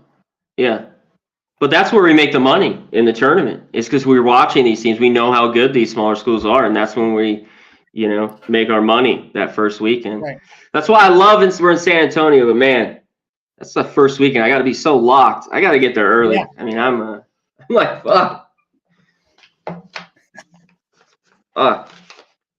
To get there on Wednesday, shit. I'm used to being here in Vegas. One of these games where you fucking look up every 5 seconds and there's a foul being called. I hate those fucking mid-major games where it's just like whistle after whistle after whistle. And then you're like, are we covering or are we not covering? Or does half of my team have 4 fouls now? Can I just cash out of this bet? Listen, I'm going to say this again. The terpenes in this is the best smelling thing that I think I've ever smelt my whole life, no matter what it is, outside of like products or anything. I'm talking like food. Like, this is the best smelling thing I've ever smelled in my whole life. Oh, it's like a fucking nose orgasm. One more time. You guys smell it. Take a sniff. A nose orgasm. Jesus. It just makes my fucking nose jizz every time. Shout out to everybody out there in the chat, man. Got Truth Teller coming up in there. Good to see you still in there, man. Patrick Burns. Yeah, I might have to, Nate. Come Wednesday night. Oh yeah, I'm gonna drive down Wednesday. Yeah, you don't want to be flying on the fucking flight on a Thursday. No, I'm nuts. No. That's happened. You miss 8 games or 9 games by the time you land. Played into San Antonio, and I'm sitting in the airplane seat next to this fucking lady. I'm trying to get my wallet out to get my card. Yeah. I still like our setup a week later when it's we got the Sweet 16. That was perfect because we then all are in those games. But hey, it is what it is. I'm not going to really complain about it. Mac, they should throw out 3 dates, and everybody that should be going to Papapalooza votes on the 3 dates rather than I just get handed this date and I have to be free. Shut the fuck up and just get your ticket. It's a very weird time of year. I got a lot of shit going on that time of year. So you're telling me you don't have a ticket yet? No, I got to go to my I have to go to my grandfather's 100th fucking birthday party thing that weekend, that Saturday. Then next Saturday is UFC Atlantic City. So I don't know how I'm gonna finesse this. It's the 100th fucking birthday, bro. I can't not go. Okay, so then people are living longer these days, though, Billy. People are living to 105 and 110. Yeah, I mean, damn, he made it to 100. That's it's deep. That's what if I can get, I can't not go. 75, I'm gonna click my fucking heels. Yeah. There's no chance I'm living to 75 years old. Yeah, bro, 100, bro, is wild to me. Like, I have to be there in attendance for that. I put it in the chat and I said it, but just so everybody knows, I did move on Bama second half -4. It just made more sense to take the second half line because the live line was at 7.5. They're tripping, man. The calls are going one way, not the other way. This is going to be one of those type of games. You're going to have to cut this one out.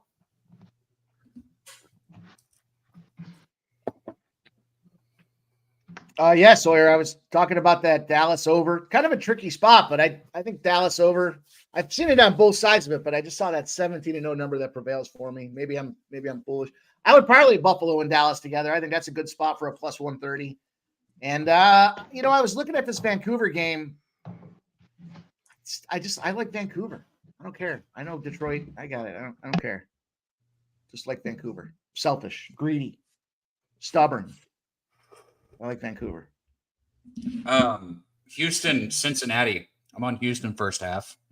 Anybody like anything? I like Houston. I think Houston's going to whack them boys up good. So it's been a tough transition into the Big 12 for anybody, right? But here's the thing with Houston and Cincinnati. This isn't, this matchup's not new for either of these teams. They've been doing this.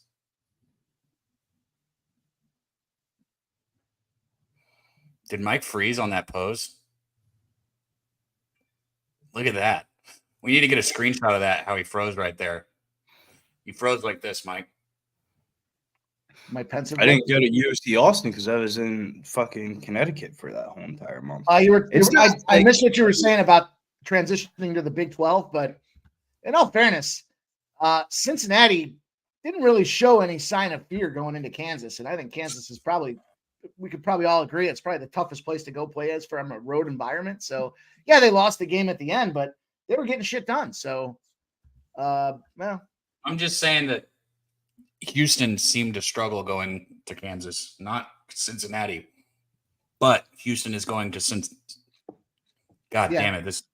Houston is going to Cincinnati where they are used to go. So this is not a new environment for them. I wasn't necessarily making that comment for Cincinnati so much as I was Houston. Yeah. NBA wise, I'm looking at OKC. That game's at 3:00, so somewhat shortly around the corner. And then, damn, man, how many points is too many points? The way the Pistons have been cashing tickets for me, I'm thinking about betting them again. You got to roll them back, right? I mean, how many times do they got to keep on winning till, like, people think that, like, they're not thinking anymore?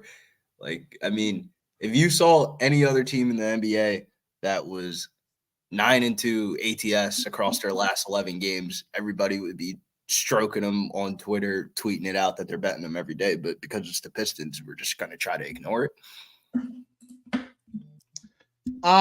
Favorites with more rest off a home loss as a favorite are 13-0 against the spread when they're sitting on a total that's over 233. So That does suggest a Clipper spot, but I mean, 16.5 points. I mean, this ain't no college a fucking lot of basketball. fucking points. It's a lot of for the NBA, bro. It's a lot of points. You can do what happens in the NBA is a lot of these teams be up by like 20 or 30 points, and then they just stop giving a fuck on defense. Like I had a Hawks bet yesterday, bro. If I bet that on Bet365, I got paid out in like the first quarter for being up 21 plus. They just kind of got bored, and then the Sixers ended up getting back in the game by the fourth quarter. And that game finished as a 6-point game as they're up by like 30 points for like majority of that game. It was ridiculous. So I was just bringing up some of these numbers with this Houston-Cincinnati for Cincinnati that I was looking at earlier. The Bearcats, you know, they're just 10th in scoring in the Big 12. So they're just 10th out of the 14 basketball teams in the Big 12. And all of their wins that have come over like the better teams, like you look at like BYU, Texas Tech, they shot way above their average right there. Even TCU, they shot 50% against TCU, over 50%. They're not going to have that kind of shooting success against Houston. You know, at home or not, I don't care. Defense travels. Everybody kind of knows that old adage right there. And I like Houston first half. I don't think Cincinnati's a very explosive offense. I think Houston's going to exploit that. I just don't know how to gauge the 5.5. The 5.5 is either going to look like a 2-point game or Houston wins by 12.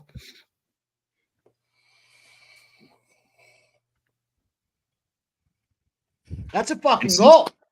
Since he's been gritty, man. That's in, baby. I thought it was in. They've been gritty, man. They've been gritty.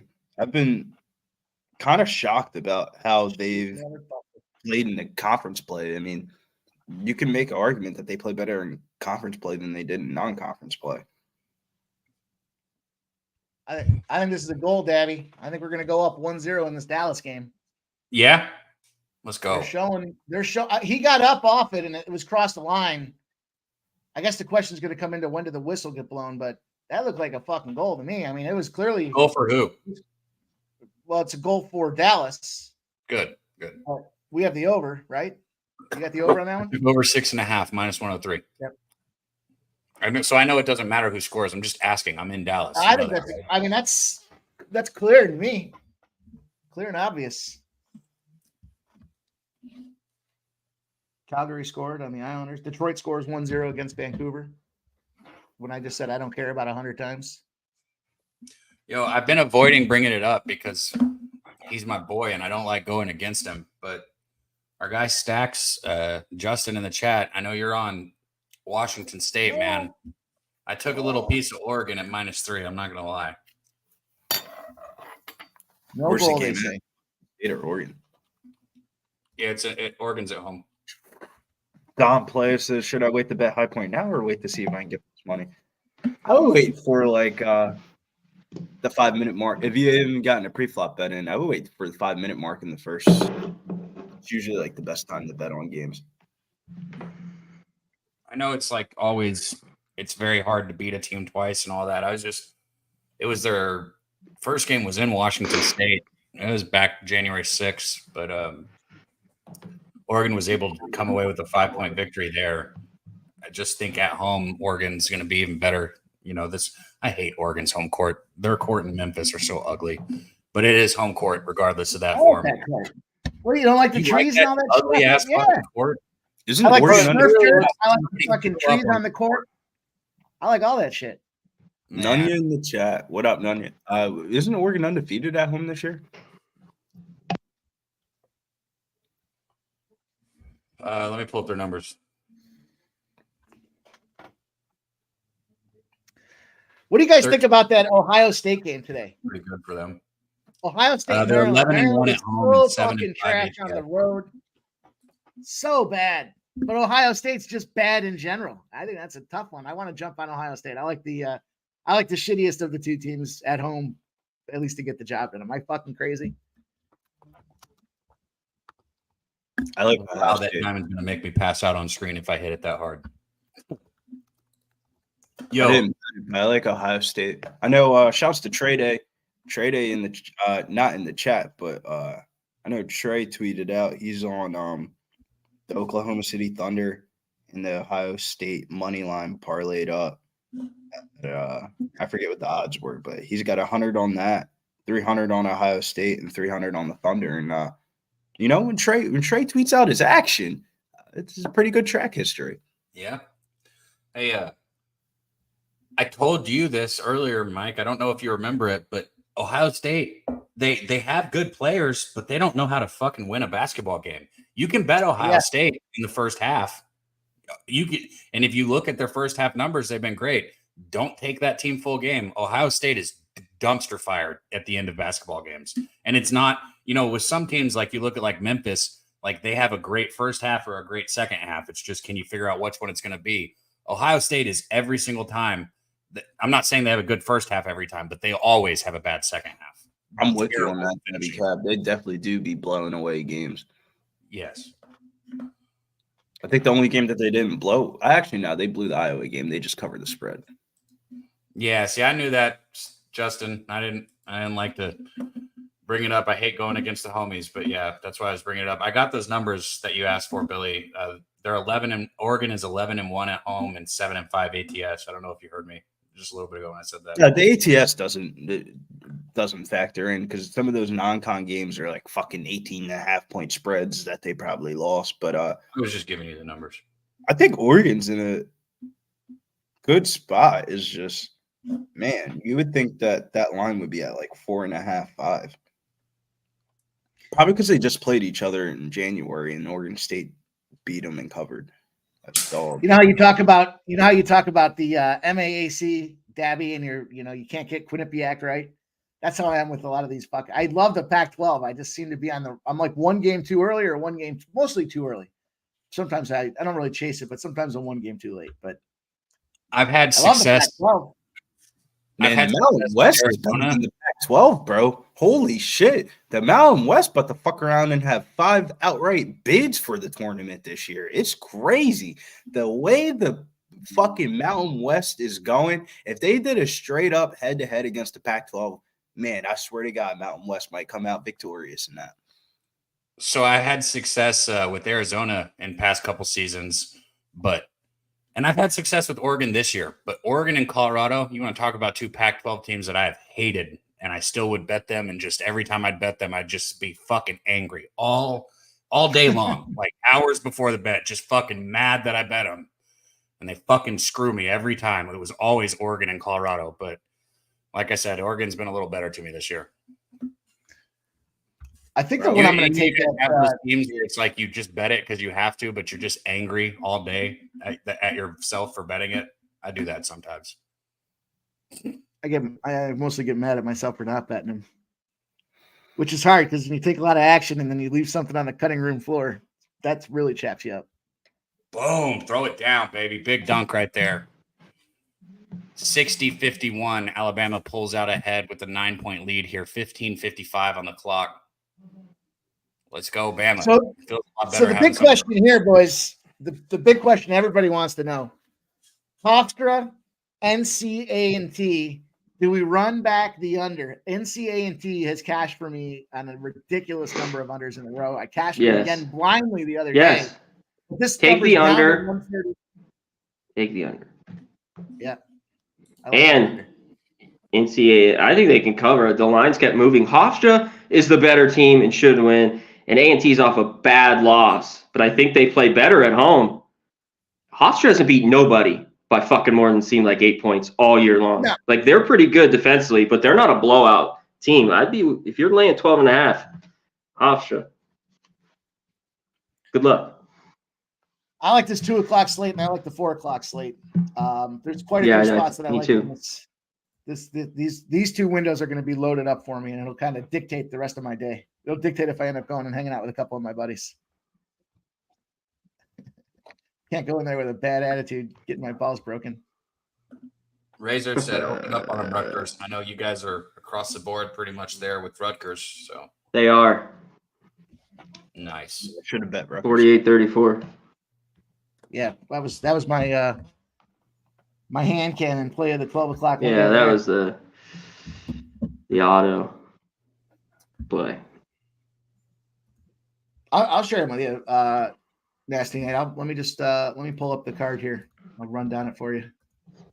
There's like 4 or 5 in this. I'm going to add that NCAA under here, and CMAC stamped the thing for me there with the seal of approval. To me, it's just put. It's down though. It's down to 138.5. But all this action again coming in on the over, and it's not moving in that fucking game. To me, is just a huge red flag. I don't means something different to everybody. But when the cash is coming in and the Vegas doesn't give a fuck, this is a situation where you need to be concerned, and that's exactly what's going on there. So I know CMAC, I know you're not a Youngstown Penguins guy, Youngstown State Penguins guy. We talked about that one before.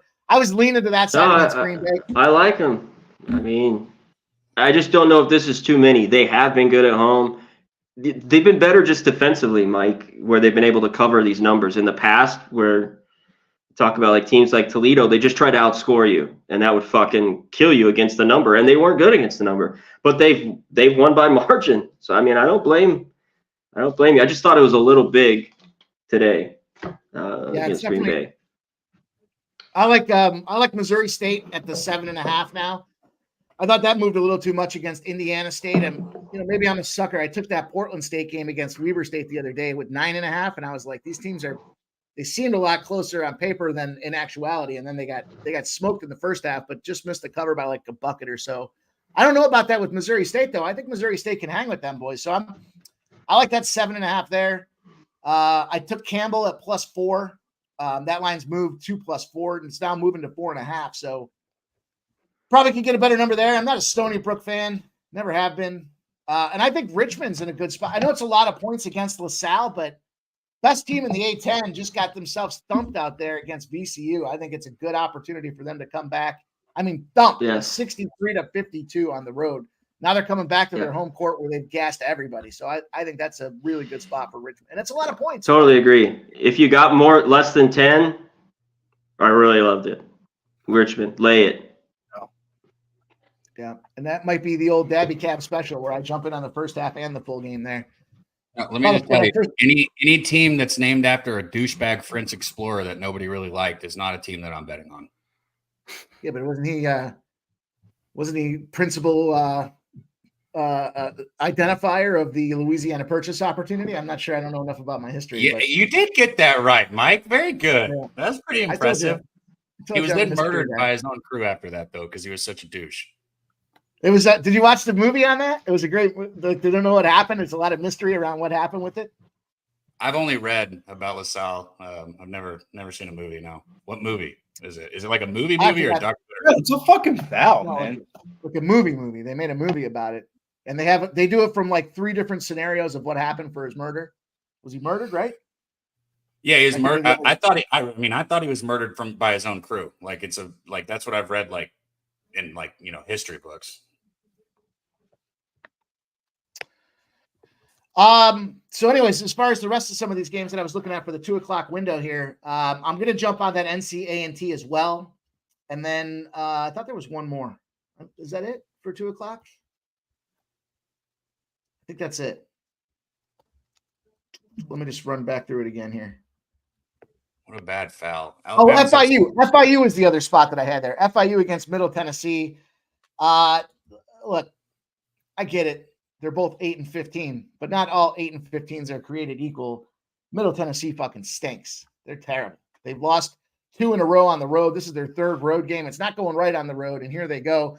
FIU already put them down, 79-61 as a 2-point favorite. So, yeah, I get it's revenge, but now you're going into their barn. You're going to get run off the tracks here. The number's basically the same after they already got run up. I think that's a tough spot.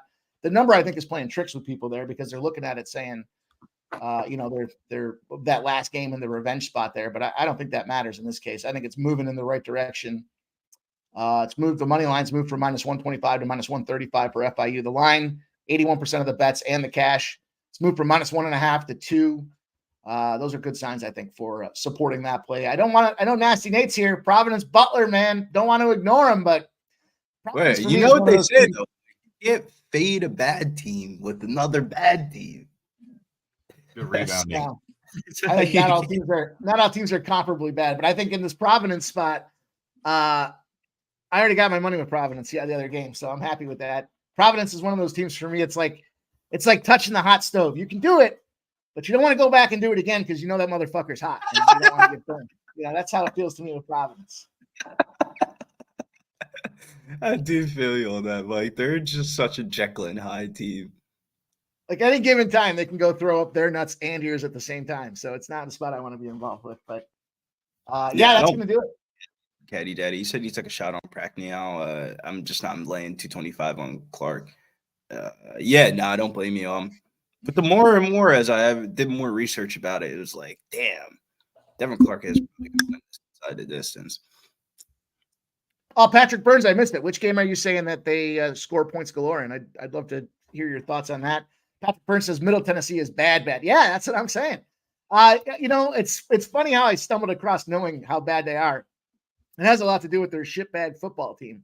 And that turned me into the basketball side of things. And I made a lot of money. I think last year, Middle Tennessee was like I could be wrong with this, but I'm pretty sure Middle Tennessee was one of the best covering teams against the spread, both at home and even on the road in the nation last year.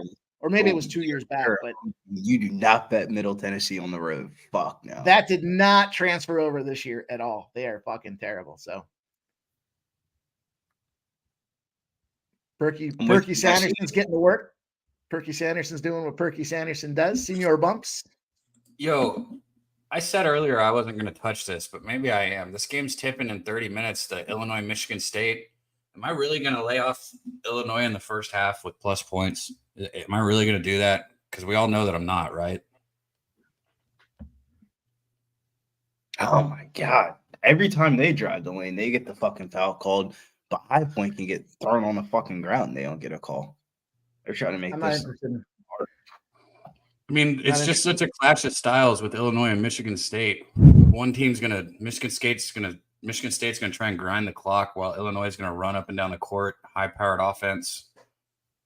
I mean, sometimes when you take it off the glass and run, it's a situation where you can, X out that home factor. +2, man, I can get +2 points. I can get +2.5 points. The fuck, bro? The thing about this Illinois team, though, is kind of look at their situation with Shannon. Shannon kind of fucked their season up from the start, the middle, and the end of it here. And in the beginning, they were kind of thrashing teams, and they couldn't get the right number on it. He takes the suspension. They still were kicking shit out of teams for maybe 4 or 5 games after the suspension. They were still beating them up, but then the numbers started to adjust, and they started to come into that struggle. Now he's back, and they're rolling again. But, they've won 3 in a row. Indiana on the road against Ohio State. Ohio State sucks. But that Nebraska win at home as well. Just this road to me, this Big Ten is so home court dominant that it's hard to imagine Illinois, now that they're trying to figure out the number to stabilize it with Shannon, this might be the over. I was afraid this is the overcorrection. 4 points seems like a lot to give a team that's capable of hanging in there from start to finish and should be the better team in the conference, in my opinion. So I'm not against that Illinois spot. +2 in the first half. These fucking first halves. I got -110 on my book. If I get one first half a day, that's a lot for me. I like that Arizona first half. I'm strongly considered. I just don't know. I don't want to be on both sides. I think Colorado's going to kick the shit out of them. Colorado's not going to kick the shit out of them. Like when their buddy firmly holds the guy's teeth to the curb, and then you come in and you give him a stomp on the back of the head. That's the kind of stomping that's going to happen in that game, is my opinion. But we'll see. They have to play the game. Ask me if I'm making a move on this game. I actually just made a move on the total. The total has gone down tremendously. And betting this over 150.5, High Point Gardner Webb. When those type of games where fouls get called in the beginning of the game, slows it up, then once it hits the 10-minute mark, both teams are about to be in a fucking bonus. So I think we're going to see some points in this one. Yeah, I'm going to bet this or not.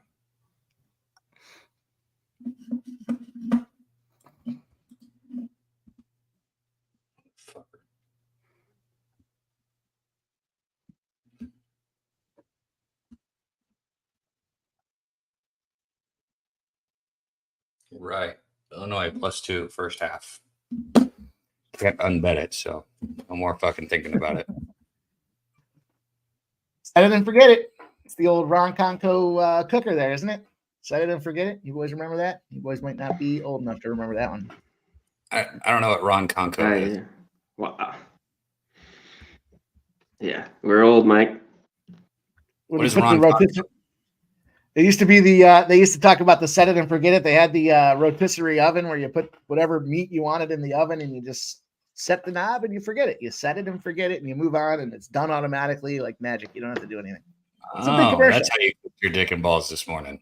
It was a big commercial back in the day. Look, it always comes back to that with you, Daddy. You know, you like to say it comes back to that with everybody else, but here you go again. I mean, you got to have callbacks sometimes, Mike. Some people have been here rocking with us for over an hour and 40 minutes now, and shout out to those people. What did you say? You heard me. I didn't. I was trying to give a shout out to the chat, but you were interrupting their shine. What'd you say? I didn't mean to, Chad. I was just letting Daddy know that if he wants to put his mouth around it and suck, he's more than welcome. No one's going to judge him. I didn't rotisserie style dick and balls for my potatoes and mashes or whatever you called that fucking shit. Yeah, what Justin. What was that nickname for your breakfast? That bangers and mash. My breakfast was a chicken salad wrap, dude. My breakfast was chicken salad wrap, not a fucking bangers and mash. Mm-hmm. LSU is making it a bit of a game here. 68-65. They are now down 3 with 12 minutes on the clock. Right as I say that, Alabama's going to sink a 3, though, to go back up 6. Oh, my God. This team cannot hit a fucking shot.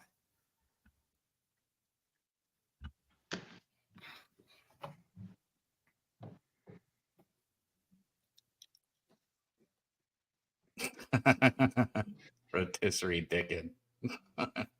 That's funny, yeah. Real clever, Nunya. I mean, it was pretty funny. At least a 7 on a 10 scale. It was funny. How about Longwood, boys? Anybody want to talk a little Longwood Winthrop? Oh. I'll talk some Longwood Winthrop. First, Caddy Daddy said full money line picks. Pfeiffer, G-Rod, Wells, Ige, Ad Oki, Palga, Petrosian, Prates, Loma, Ad Marcos, Emil, Ad MJ, Pateria, and Praknial. I'm actually on the other side, man. I think Bratwurst is going to beat G-Rod. Yeah, you were saying he didn't look right at the weigh-ins or something like that, right? Not that he didn't look right. He just didn't look like – he looks like he's gotten older. Like, granted, I mean, everybody gets older, but, you know, dude used to show up at the weigh-ins looking like a fucking RoboCop, fucking all jacked up and shit. And at this weigh-in, he had a pudgy stomach. Stacking on the weight so he can knock the guy out, you know? No, it's just a lot of grown men talking about dick. It's a little creepy. Man, you guys just can't stop bringing that up, huh? No, I was just saying the remark from Sed there. He said C-Mac's uncomfortable with the D top. I don't know. These guys. In all fairness, there's only one guy that keeps talking about it. All right. Everybody here has Winthrop Longwood. What'd you have, Michael? What'd you got? Get us with it. Longwood can't win a basketball game. I think they. You want them? Yeah. Yeah, maybe. I don't want them. I ain't betting no Longwood. You know, you start. Yeah, I was homeschooled for sure. Yeah, my whole life. Yeah. I don't even know what that means. Yeah. It's just like I was sheltered my whole life. Like, yeah, I was homeschooled. No, never. Went over my head. The opposite. Yeah, he makes the bad jokes, dude. They're horrible. I don't know. So Longwood and Winthrop, this number opened at -1.5, and it's dropped. It's down to -1s, but you know, not much to go with that. It's a small drop, if anything. Not a ton of tickets either. The money line, though, they were both a coin flip, -110s. 47% of the bets, but 55% of the cash have moved that money line for Longwood from -110 to -115. Situation where they're both pretty comparably 5-10, 14-11. Longwood coming off a nice little streak, and the streak angle is what jumped into the equation here.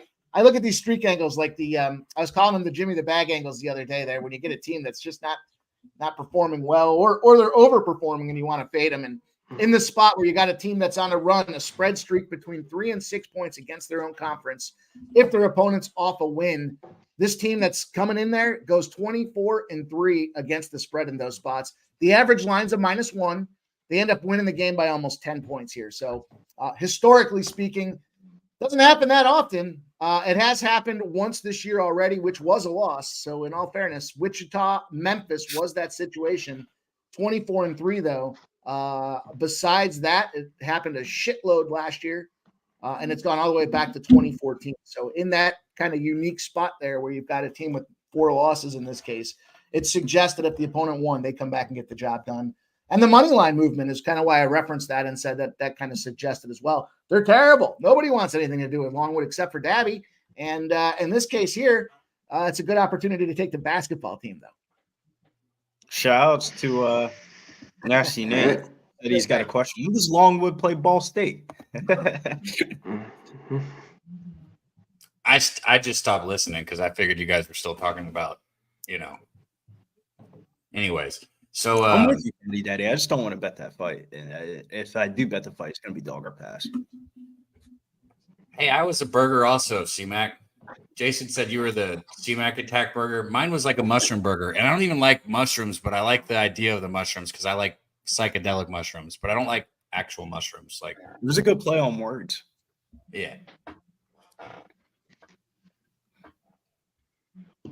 Gabby likes the mushroom. Is that what I heard? The burger at Southtown 101, the home of Pub Sports Radio, they got a menu with like food items that are named after like people and shit, like from Pub Sports Radio. And the one that I have was yours, which makes sense because I've eaten mushrooms a few times when we've gone down there. But those were psychedelic mushrooms. I don't like mushrooms on my food. I'm with you on that though, man. Mushrooms on food is just not good. They're slimy and gross. Not if they're cooked right. Yuck. They're slimy and gross when they're fucking bad. When they're bad mushrooms. Like a bad trip. You gotta with Daddy though. Like out of all the fruits and vegetables and shit that I'm gonna eat in the world, I ain't picking no fucking mushroom. You're paying $7 for a bag of mushrooms. Go out in your fucking backyard and go pick them up out the fucking ground and go wash it off. Get it for free. Like that's what you're eating. Some of those are poisonous mushrooms. This game, guys, 71-69. Not what I want to see. Alabama. Oh, it's a fucking foul! It's a fucking foul! Alabama's letting LSU stay right here in it. But really, all things considered, I just need them to be up like 5 or 6 for the foul when they get into fouls. Yeah, the more mellow mushroom like they be doing in the restaurants and shit, that shit's expensive, bro.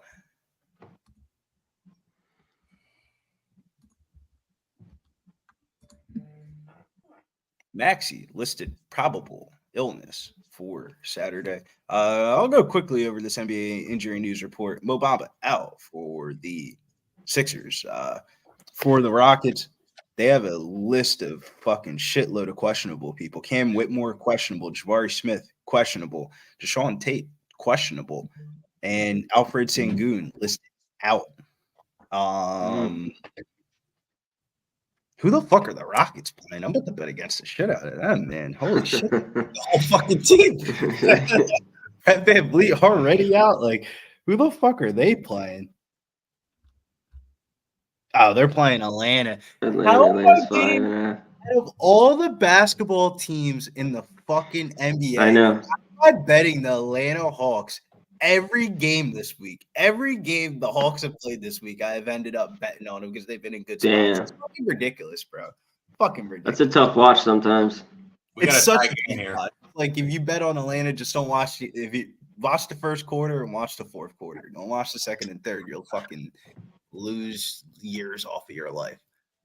One of my buddies that does a lot of computer programming for another company I won't mention, been sending me a reverse line movement report, and I've been keeping an eye on it. I haven't used it kind of solely. I haven't even looked to see if this is the case with today, but it's been pretty hot in the NBA as of late. And there's a couple games that are identified: the Knicks against the Pacers, Dallas against OKC, San Antonio against the Nets, the Clippers against the Pistons, and the Grizz against the Hornets, for what that's worth.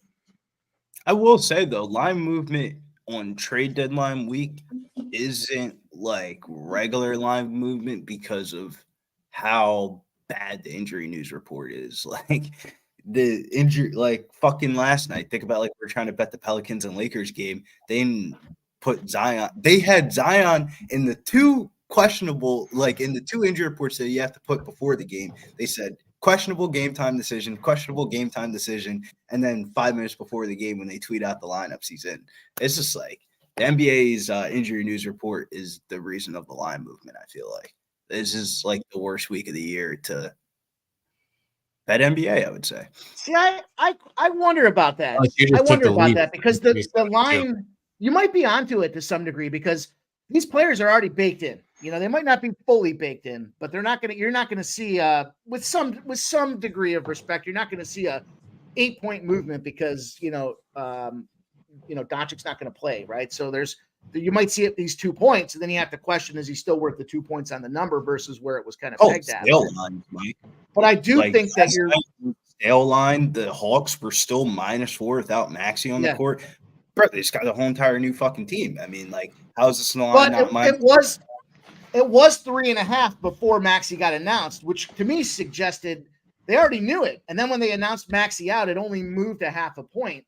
And I think to your point about the steam and the reverse line movement factors in there, now the public hears that and they're going to jump all over it, which should push that number up higher. So I just got to look at that correlation a little bit more and do some research on it. But I want to know what's up with the books.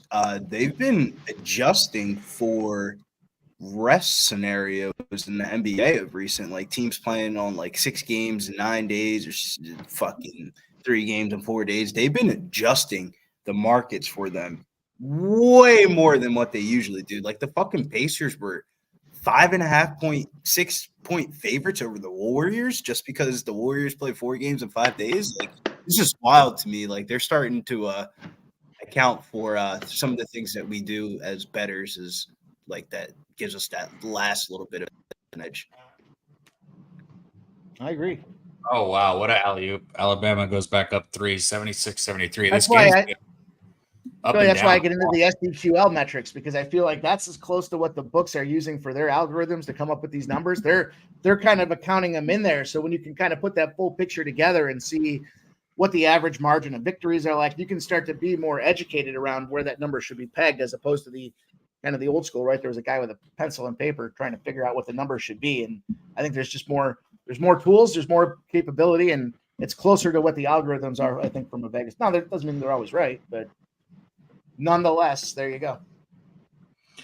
Yo, shout out to our guy Jay Peasy rolling up in the chat, man. Good to see you up here, dude. Let me know what you got bet. You gonna answer this, Mike, for our guy Justin? I missed it. I'll say it real quick. I'd be on Corpus Christi, and I'm big McNeese. I think they're really, really good. They've blown teams out at home. But A&M Corpus Christi's just been good against the number. I think it's too many points. Yo, they got a dope ass game. That's my lean. But he was asking you about that game. I didn't look at it too much. McNeese has fucked me a lot of times, and so there's some teams I just kind of blindly turn away from, and that's one of them. There was a lot of other games, obviously, on the card that I jumped into. I don't even know what time that one's at. I'll look at it, but I don't even know. Didn't pop up on. It's at 5 Eastern. Thanks. Corpus Christi's just been an ATS machine. I think they lose probably here, but I think 11 was too much. Back to a 1-point game here, 75-76. This game's intense. There's Just so let us know. many We've been going over. I mean, between the 4 of us here, we've got a lot of stuff bet that we've given out here today. So if anybody wants to hear anything again, just let us know. But we've been going on it. We got a lot of action. Alabama, you can right now they're down or up 1. You can get them 3.5 live. I still think there's value in that. I don't know if I'm gonna hit it again though. Yeah, so the Texas A&M Corpus Christi spot there, the line opened at 10.5, sitting at 10.5, 78% of the bets, 59% of the cash. So not moving, kind of a big factor there. Now the money line's moving. Somebody's hammering away on the McNeese State money line, which I laugh at because it's -650 now. Yeah, that's a tricky one for me. That's a tricky one. That's a lot of points. Doesn't it seem like a lot of points? Is that just me? No. I bet McNeese State the other night, and no bullshit. Yes. No This bullshit. is a different team, though. This is one team that I think can go with them a little bit. That's They can all. go with them a little bit, But because a lot of teams can't. Yeah, McNeese is good. They're fucking 20-3. And a 2-point Yeah. game turns into 12 like that. Like McNeese That's State, true. if you want to turn it on, they can turn it on. But if they don't have it turned on, that does feel like 2 points. It's just like, is that how you want to spend your Saturday? Wanting to know if McNeese feels like playing basketball or not? Because if they feel like playing, they're smoking them. Especially I'll tell you, at home. I give you a litany of teams at 4:00 that I'm going to jump in on, but that one didn't make my radar. Mike, can you before I go outside and go get my smokies on? Who are you on at 4:00? Because that's when the UFC card starts, and it's a lot of stuff. No, on. Billy, hit the pubsportsradio.com real quick too. That's why you're hitting UFC. I need to do mine. Oh yeah, pubsportsradio.com. If you want to know a little bit more about it, I feel like I should just go to Mills's thing because I'm sneezing. Oh, nice. I was gonna say the betting thing. Hey, what's going on, y'all? It's Mills here. Pub Sports Radio. Do you guys want to challenge the personalities here at Pub Sports Radio? Do you guys think you're better than them at entering in your MMA predictions and picks? Would you want to get paid for it? $100? Here's how you do it, man. You sign up right here at the link below. It's just this easy. pubsportsradio.com. Enter your email. Pick your weekly picks. That's it. Oh, and you get bonus points if you can predict how they're going to win in what round. Every single week, a new winner's getting crowned. So every Saturday on Pub Sports Radio. So come on and check us out. You can win $100 just for signing up. Only thing you need to do is see if you can beat us here at Pub Sports Radio by entering your UFC predictions and picks weekly. Do it. I dare you. See you guys soon. Well, I didn't know he had a commercial for it. That's dope. Shout out to him. That goes on auto. Shout out to our guy Mills. I'm doing mine right now. I just got to log in. It's easy. It's free, guys. You just click your fights. I don't even follow UFC, but I just go through it and guess. There's so many like layers to the way you're picking this, though. That like I'll give credit. You don't need to know anything about the UFC. You might just get lucky. I got sixth. Shouts to fucking Dave, bro. Dave doesn't know fucking 5 active fucking UFC fighters, and he won that contest when Sean Strickland beat Israel Adesanya. It was the first time he ever signed up, and he fucking won. And he couldn't name 5 people in the UFC that are active right now. Ooh, just took Max Griffin for a knockout in round 2. Probably won't happen. Don't know who that is, but I did it. Chris Salzer says, any good UFC underdogs tonight? I'll give you 3 that I'm feeling out here for the night. I like Brad Tavares. I know some people are in the chat on the other side. I'm sorry. I like Brad Tavares. I like Bogdan Gustav. And I like this is a short notice fight, but I think all short notice fights aren't created equally. We got Oki versus Timothy Kawumba. I bet on Kawumba in his Dana White Contender Series, and he gave a great account of himself. Oki was supposed to fight Damir Hazovic. Damir Hazovic ends up getting pulled off the card, and Timothy Kamunga ends up getting the call up to the UFC, and he literally just fought 7 days ago, and he was smoking on that boy. His birthday was also this week. Sometimes in life you could say, hey, short notice guy, I'm looking to fade him. But other times in life, sometimes the stars just align right in your life. And I think the stars are aligning right. He just got his big win last Saturday. Now he's his birthday came up. Now he's getting a short notice call up after he. When do you not get signed to the Dana White Contender Series off of a win? It's crazy. But he's in here on short notice. I think that he's more well-rounded than Oki. And the dog odds don't make sense to me, man. I got that fight as like a damn near close to a pick 'em. So I think Timothy Kumba is one of the better dogs of the night tonight. But it's definitely a fight that aren't going to be on people's radars because it just got re-announced like Thursday that Kamumba is going to be in there, but he's up a weight class at 155, so he won't be cutting weight. So the weight cut doesn't really scare me off for the short notice aspect. I think he beats him, man. I think Oki's a little bit fraud vibe, even though I made money on him last time. While you were going over that, Bama hit back-to-back big threes. They're up 85-75 now. I don't know if you guys neither of you took anything at halftime, did you, with me?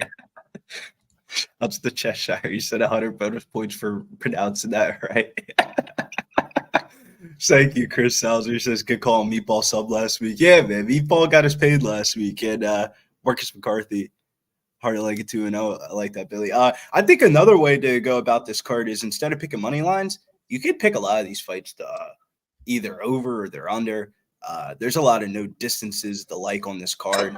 Actually, parlayed the main event, not to start round 5 with the fight on the main card. Ihor Peteria and Robert Bierzak fight not to start round 3.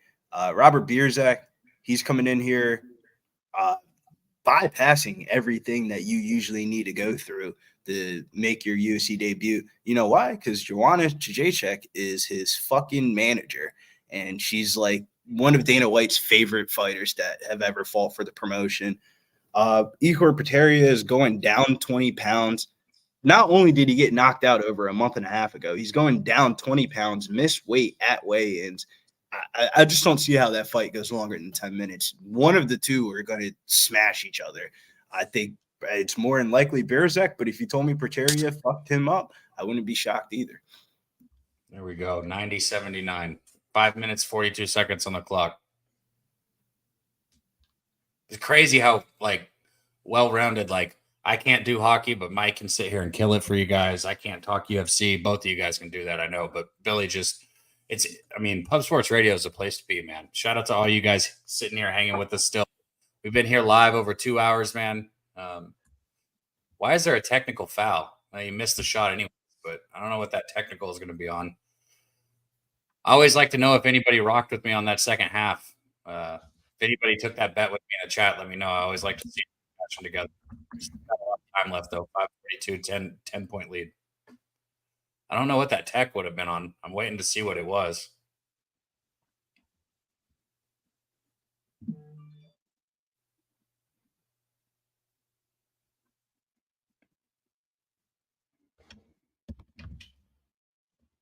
Hell yeah, Justin.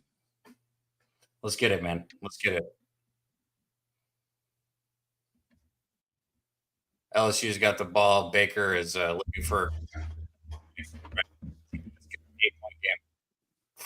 JPZ, I do like Western Carolina. It's just, man, that's a fat price tag to be paying on them. Marcus McCarthy says, what about Flowers versus MJ? To be honest with you, man, early on in the week, I really had to look at myself in the mirror and say, Bill, don't do it. Don't do Alabama's offense is really fucking good. Don't fucking do it. But I think MJ's going to beat Darius Flowers. Darius Flowers is one of the most interesting commodities on this card. My man has fought as high as 185 at middleweight, was out of shape like 3.5 years ago, out of shape like fuck, took boxing fights and is like 1-8 in his boxing fights. All the losses are all by knockout.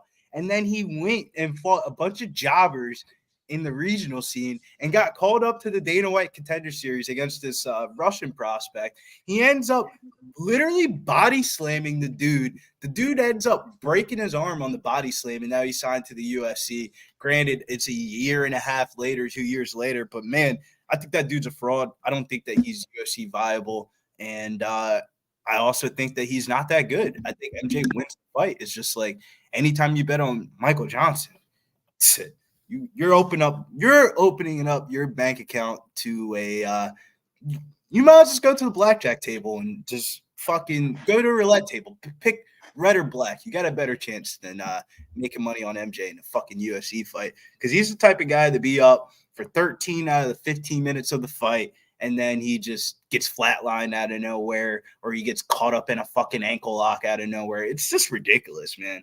I just wouldn't feel comfortable betting on him. I think he wins.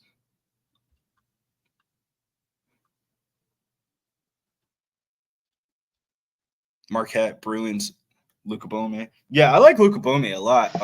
Usually I don't bet on fighters that are shorter or who are being outmatched in the metrics, but I don't think the metrics matter. Brazil doesn't like getting punched in the face. Loma punches girls in the face. She's a Muay Thai striker. She's going to throw a lot more leg kicks. Her aggressiveness, I think that she finishes Brazil, honestly.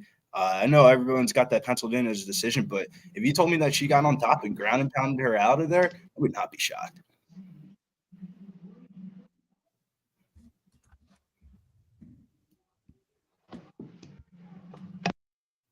Mike, Don Playa asks, how do you feel about Quinnipiac -1.5? Fishy line. Yeah, it's that Mac thing, you know. I just that's the team. I can't get those fuckers right. They're all in my backyard, and I can't fucking. I just, you know. Gabby, I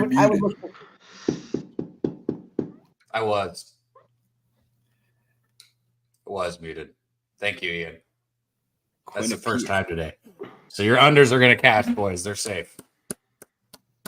I'll tell you right now, I'm going to go on the other end. I like the Mount, man. The Mount's been hot, man. The Mount's been getting dubs. They haven't been covering spreads, but they've been getting dubs. And you know me, I like a good old conference flip-flop spot. Quinnipiac beat on the Mount 79-65. It was a smoke show. And that was January the 25th.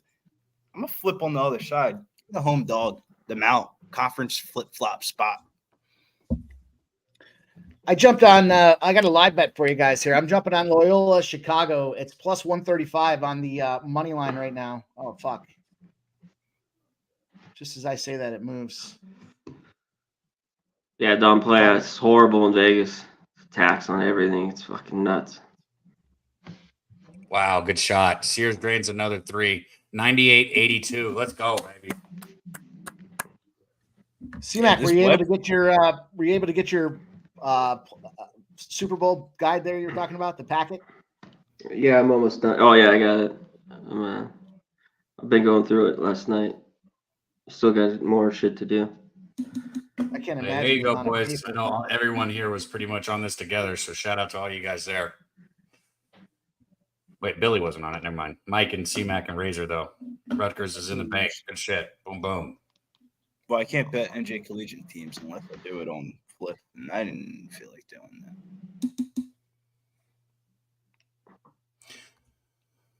I didn't bet any of the earlier games. This Alabama second half was my first bet of the day. I mean, I've got other games already bet that are later today. I took the Illinois first half that's about to tip. I took Illinois +2. I got Houston -2.5 in the first half. I got Kentucky full game 4.5. Got Oregon full game -3, and I got Arizona first half +0.5 point.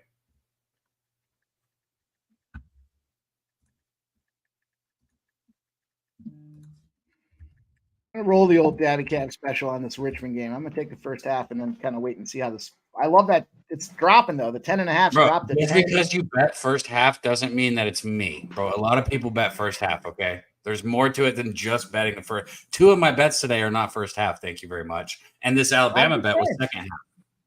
Just saying, I like calling it the Daddy Cat special. Makes me feel better about it, you know. It's a little internal endorsement saying it's okay to bet the first half. It's okay, Dabby does it. Huh. Okay, I'll take it. It helps me push the button. That's what it does. Yeah, real That's dynasty. A great spot off that. home court off that loss, opportunity to get right there, 5.5. They should come out and kick the shit out of them early. You would think it's that wake-up call after that last game, and I don't know about the full game, though. That's dropping. I don't like to see that. Here we go. Real Dynasty got the Elephant 18 trophies, talking about Bama in his name, dropping the Bama putting up 100. Their offense is electric, man. They get downhill so hard and fast. It's a lot of fun to watch.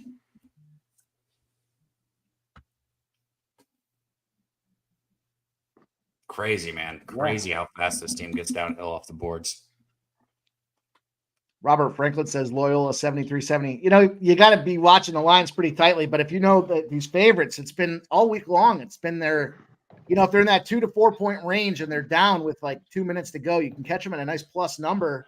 And, you know, they're still coming back to deliver. Not all the time at this point, but, you know, there's nothing that's guaranteed. It just seems like you can catch some nice plus money spots there. And they still, it's just like that little lull before the final push in the game, and you can take advantage of it if you're watching them. So, yeah, Rob, we need him though. I need him pregame at the 4.5, and I need him on that live spot.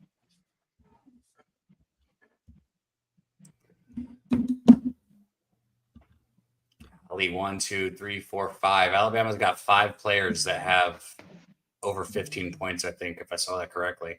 That's insane for college. C-Mac, is it pretty out of control down there in Vegas? Yeah, it's pretty wild. It's got to be. I mean, it's got to be heating up today. Holy shit! Super Bowl tomorrow. I'm excited to see the show they put on. Yeah, I always thought they did a nice job. It's busy down by when they were in the playoffs. Oh yeah, told you Vegas is the best spot for a Super Bowl, hands down. Makes a ton of sense. Maybe not a race, but Super Bowl, yes. Yeah, Super Bowl. I thought that race was pretty cool, though. I mean, I'm sure it fucked things up for. They'll fix it. But yeah, they just didn't know what the fuck they were doing. You know, all this money, and you know, like everything into it. All that money, and they forgot the manhole covers needed to be bolted down. That was an issue. Alabama's officially hit the century mark here. 100 to 82 right now. They're up 18 points on LSU with 3:06 left.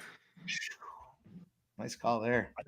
I think Florida's a sleeper against Auburn. The only thing is, you might, if you're trying to bet that game pre-flop, I think you could fuck around and get a better line, like live. If you're on the Florida side, you might be able to catch a couple more possessions.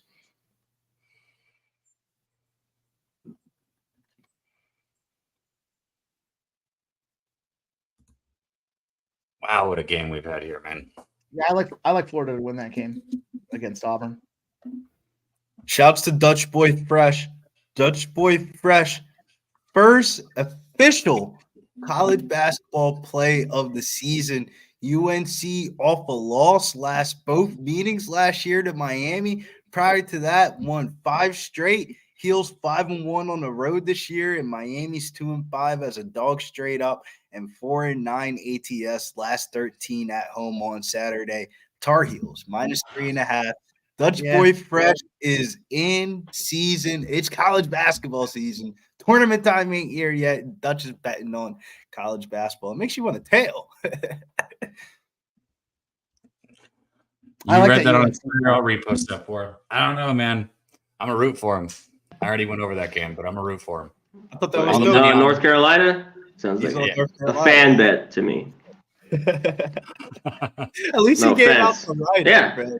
Dutch did more of that write-up on a college basketball game than he does when he teaches out his NBA plays. So, that's true. Anyone has UCF thoughts? I'm not betting against UCF anymore, man. That team is a little bit better than I thought they were. Yeah. They struggle to score, though, sometimes on the road, even at home. Grab a drink really quick, guys. I just feel like every time I bet against him, I feel like I'm underestimating them, and then they end up making the game a lot more greasier than what I thought it was going to be. Like, maybe my read on USF has been off because they're not as – if they didn't play in that conference, they would be, you know, definitely a lot more wins. Oh, are you saying USF or UCF? Because USF, South Florida, at Rice. I love USF. Yeah, I like you, dude. Rice, that team. I can figure. Some games they play some defense. They've gone under, and then the last few games, I think they gave up 95 to whoever. Like that's the Rice I fucking know. Like that, I can't figure. They're fucking garbage, dude. I want nothing to do with them. Yeah, South Florida or nothing. I'm not taking it, but fuck. South Florida's been a cash cow, man. They've just been printing tickets left and right, looking like fucking Kennesaw State reincarnated from last year. How much money Kennesaw State won us? I mean, young blood still over there doing his damn thing at South Florida. They got the head coach over there. They got two of their best players from Kennesaw State's team last year, and said, "Let's run this back, but let's get into a little bit of a conference." And God bless this them. line seems short. I mean, It seems sketchy. 3.5. It should be like 5.5, 6. Yeah, that's what I was thinking. I was thinking 6. 6.5. The way they've been playing. They've been printing for me, man. I wouldn't be betting against them. I would be betting them or staying off. Yeah, I agree. It's about that time, right about that time. Get that smokiest time because we're 2 hours away from the UFC card. I got to figure out what I'm cooking for dinner. Such a big card for the UFC this weekend here. That's in Vegas too, right? They got the UFC in Vegas. They got Live in Vegas. They got the Super Bowl. Oh, they had don't put some respect on it. They had the slap boxing last night. Oh. Power slap. I'm not gonna lie, power slap has been somewhat whack in other years, but man, I'll give Dana White credit. There's more people in the Apex for the fucking slap contest last night than that there will be for this UFC Apex. They had Tom Brady, fucking every fighter that you know, every fucking date. I think it has to do with the Super Bowl, Billy. That's why. The celebs are already in town though, but bring them out to that. You know, I thought it was dope that there's going to be that all those celebrities were in the attendance last night. He even had a fucking influencer section last night where the top streamers of the world, Kick, Twitch, and Rumble, all three companies that don't like to ever do anything together, they were all in the influencer section, kicking it, laughing and shit like that. So God bless Dana White, man. Narrowing down Twitch. Twitch, and you guys aren't in the streaming world. I mean, you guys are in the YouTube streaming world, but like the streaming world, Twitch and Kick don't fuck with each other. Majority of the most famous Kick streamers are ones that got banned on Twitch. I know. Yeah, they started up over there. So the fact that I know a little bit more than you might know. That they're all together and shit like that. God bless Dana White, man. Making quality all over again, man. I mean, I watched Dana White on the Pat McAfee show the other day. I never watched and full disclosure, I could care less about that dude, but I turned the TV on and my ESPN app popped up first. And so that was on and it was Dana White. So I was like, let me hear him. Let me hear Dana White. So I don't mind listening to what he has to say. He got all jacked up about trying to get the Sphere for the Vegas Sphere. They're going to do the Mexican Independence Day fights in the Vegas Sphere. He was talking about it being a banger. He was describing all the impact that they can use with the Rumble seats and everything. It sounded pretty awesome, but he was telling a story about playing blackjack. And he was like, I go into play. He's like, I can't play blackjack at a bunch of casinos anymore because they banned him. And he's like, I'm not one of those guys that's like flying in from out of town. He's like, I live here. So he's like, I can go bet, $200,000 in two hands and then I win and I'm out. He's like, and they don't like that. So they banned him. But he was talking about, he got they gave him a $10 million credit. I forgot the casino he said he was at. Says he went out there and he cranked him for $350K in like 4 hands and he gets up and he was telling a great story about it. And it's like, yeah, he's like, I walked away and everyone was laughing because it's, here's a guy just casually talking about picking up $350,000 like it was nothing. And that just seemed like a cool dude. Seemed like he's got some cash, no doubt, but seemed like a cool dude. Like what he's doing with the UFC. I'm not so sure I like the incorporation of the WWE, but they got to have some more storyline to it to get that thing to grow. And I think a little of it's rehearsed, but with these guys fighting in the stands and stuff like that, it seems like it's a little WWE-esque, I guess. But I'm okay with it. Whatever, fuck them. I think the most WWE thing I've ever seen was when Dracus Duplessis beat Robert Whittaker and Israel Adesanya was drunk as fuck in the cage, calling Drakus the N-word repeatedly, until Drakus had to like say like, all right, what do you want me to do? Call you a bad word back? Like, that shit was so funny. Like the way that they're kind of building up the fights a little bit more. I wouldn't be shocked to see Sean Strickland, who just lost that fight Khamzat Chimaev. They used to be former teammates. To build up for that fight's going to be great. 2 more fights now for UFC 300. And the rumors are it's going to be DDP and Adesanya or Conor McGregor versus Michael Chandler.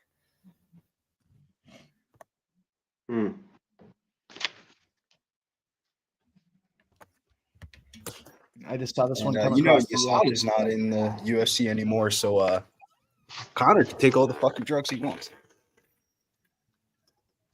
Here's a little stat for you guys. I saw this one come across the old radar. Good old X, courtesy of the free feedback here.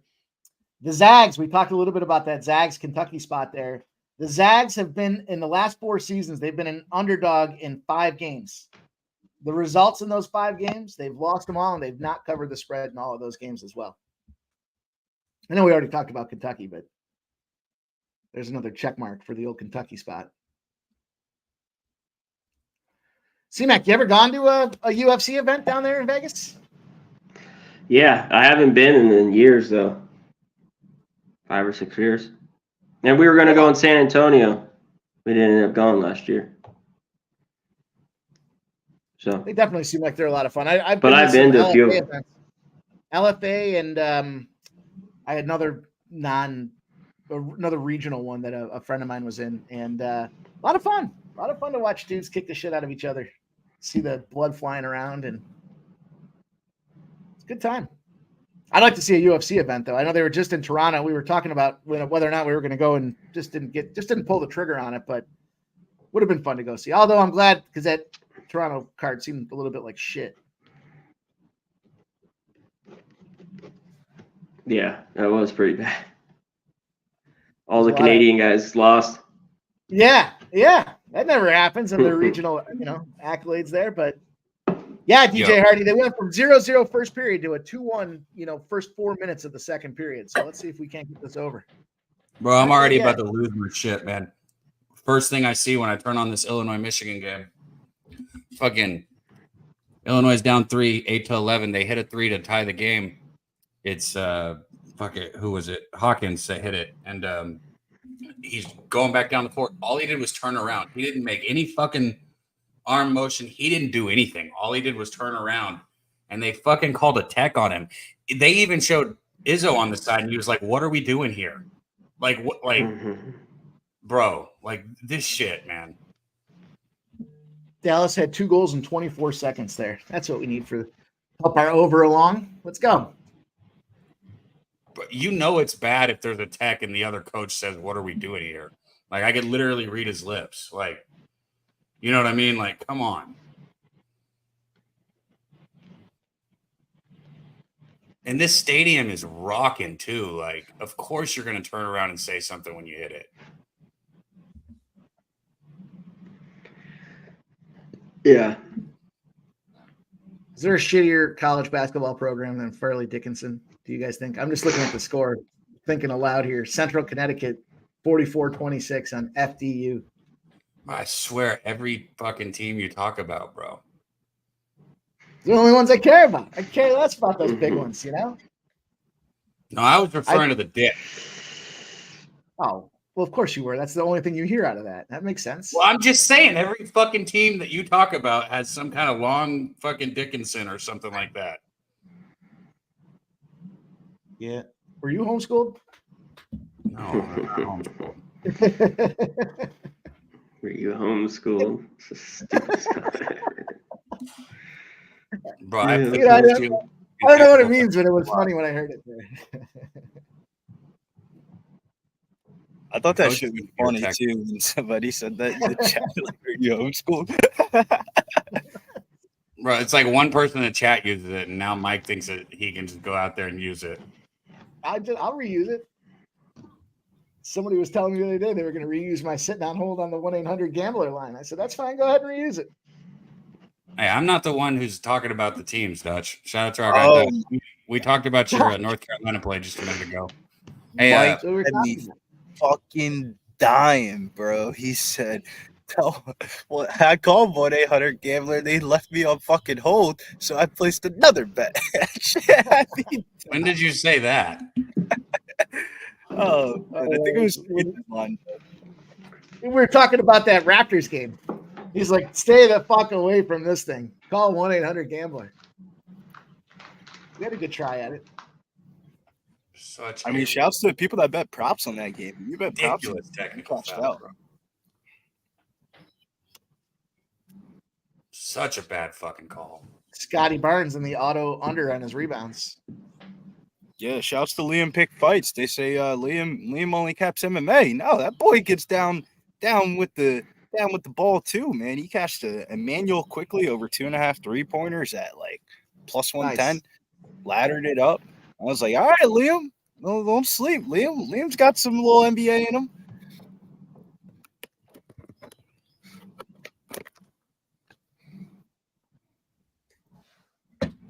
Man,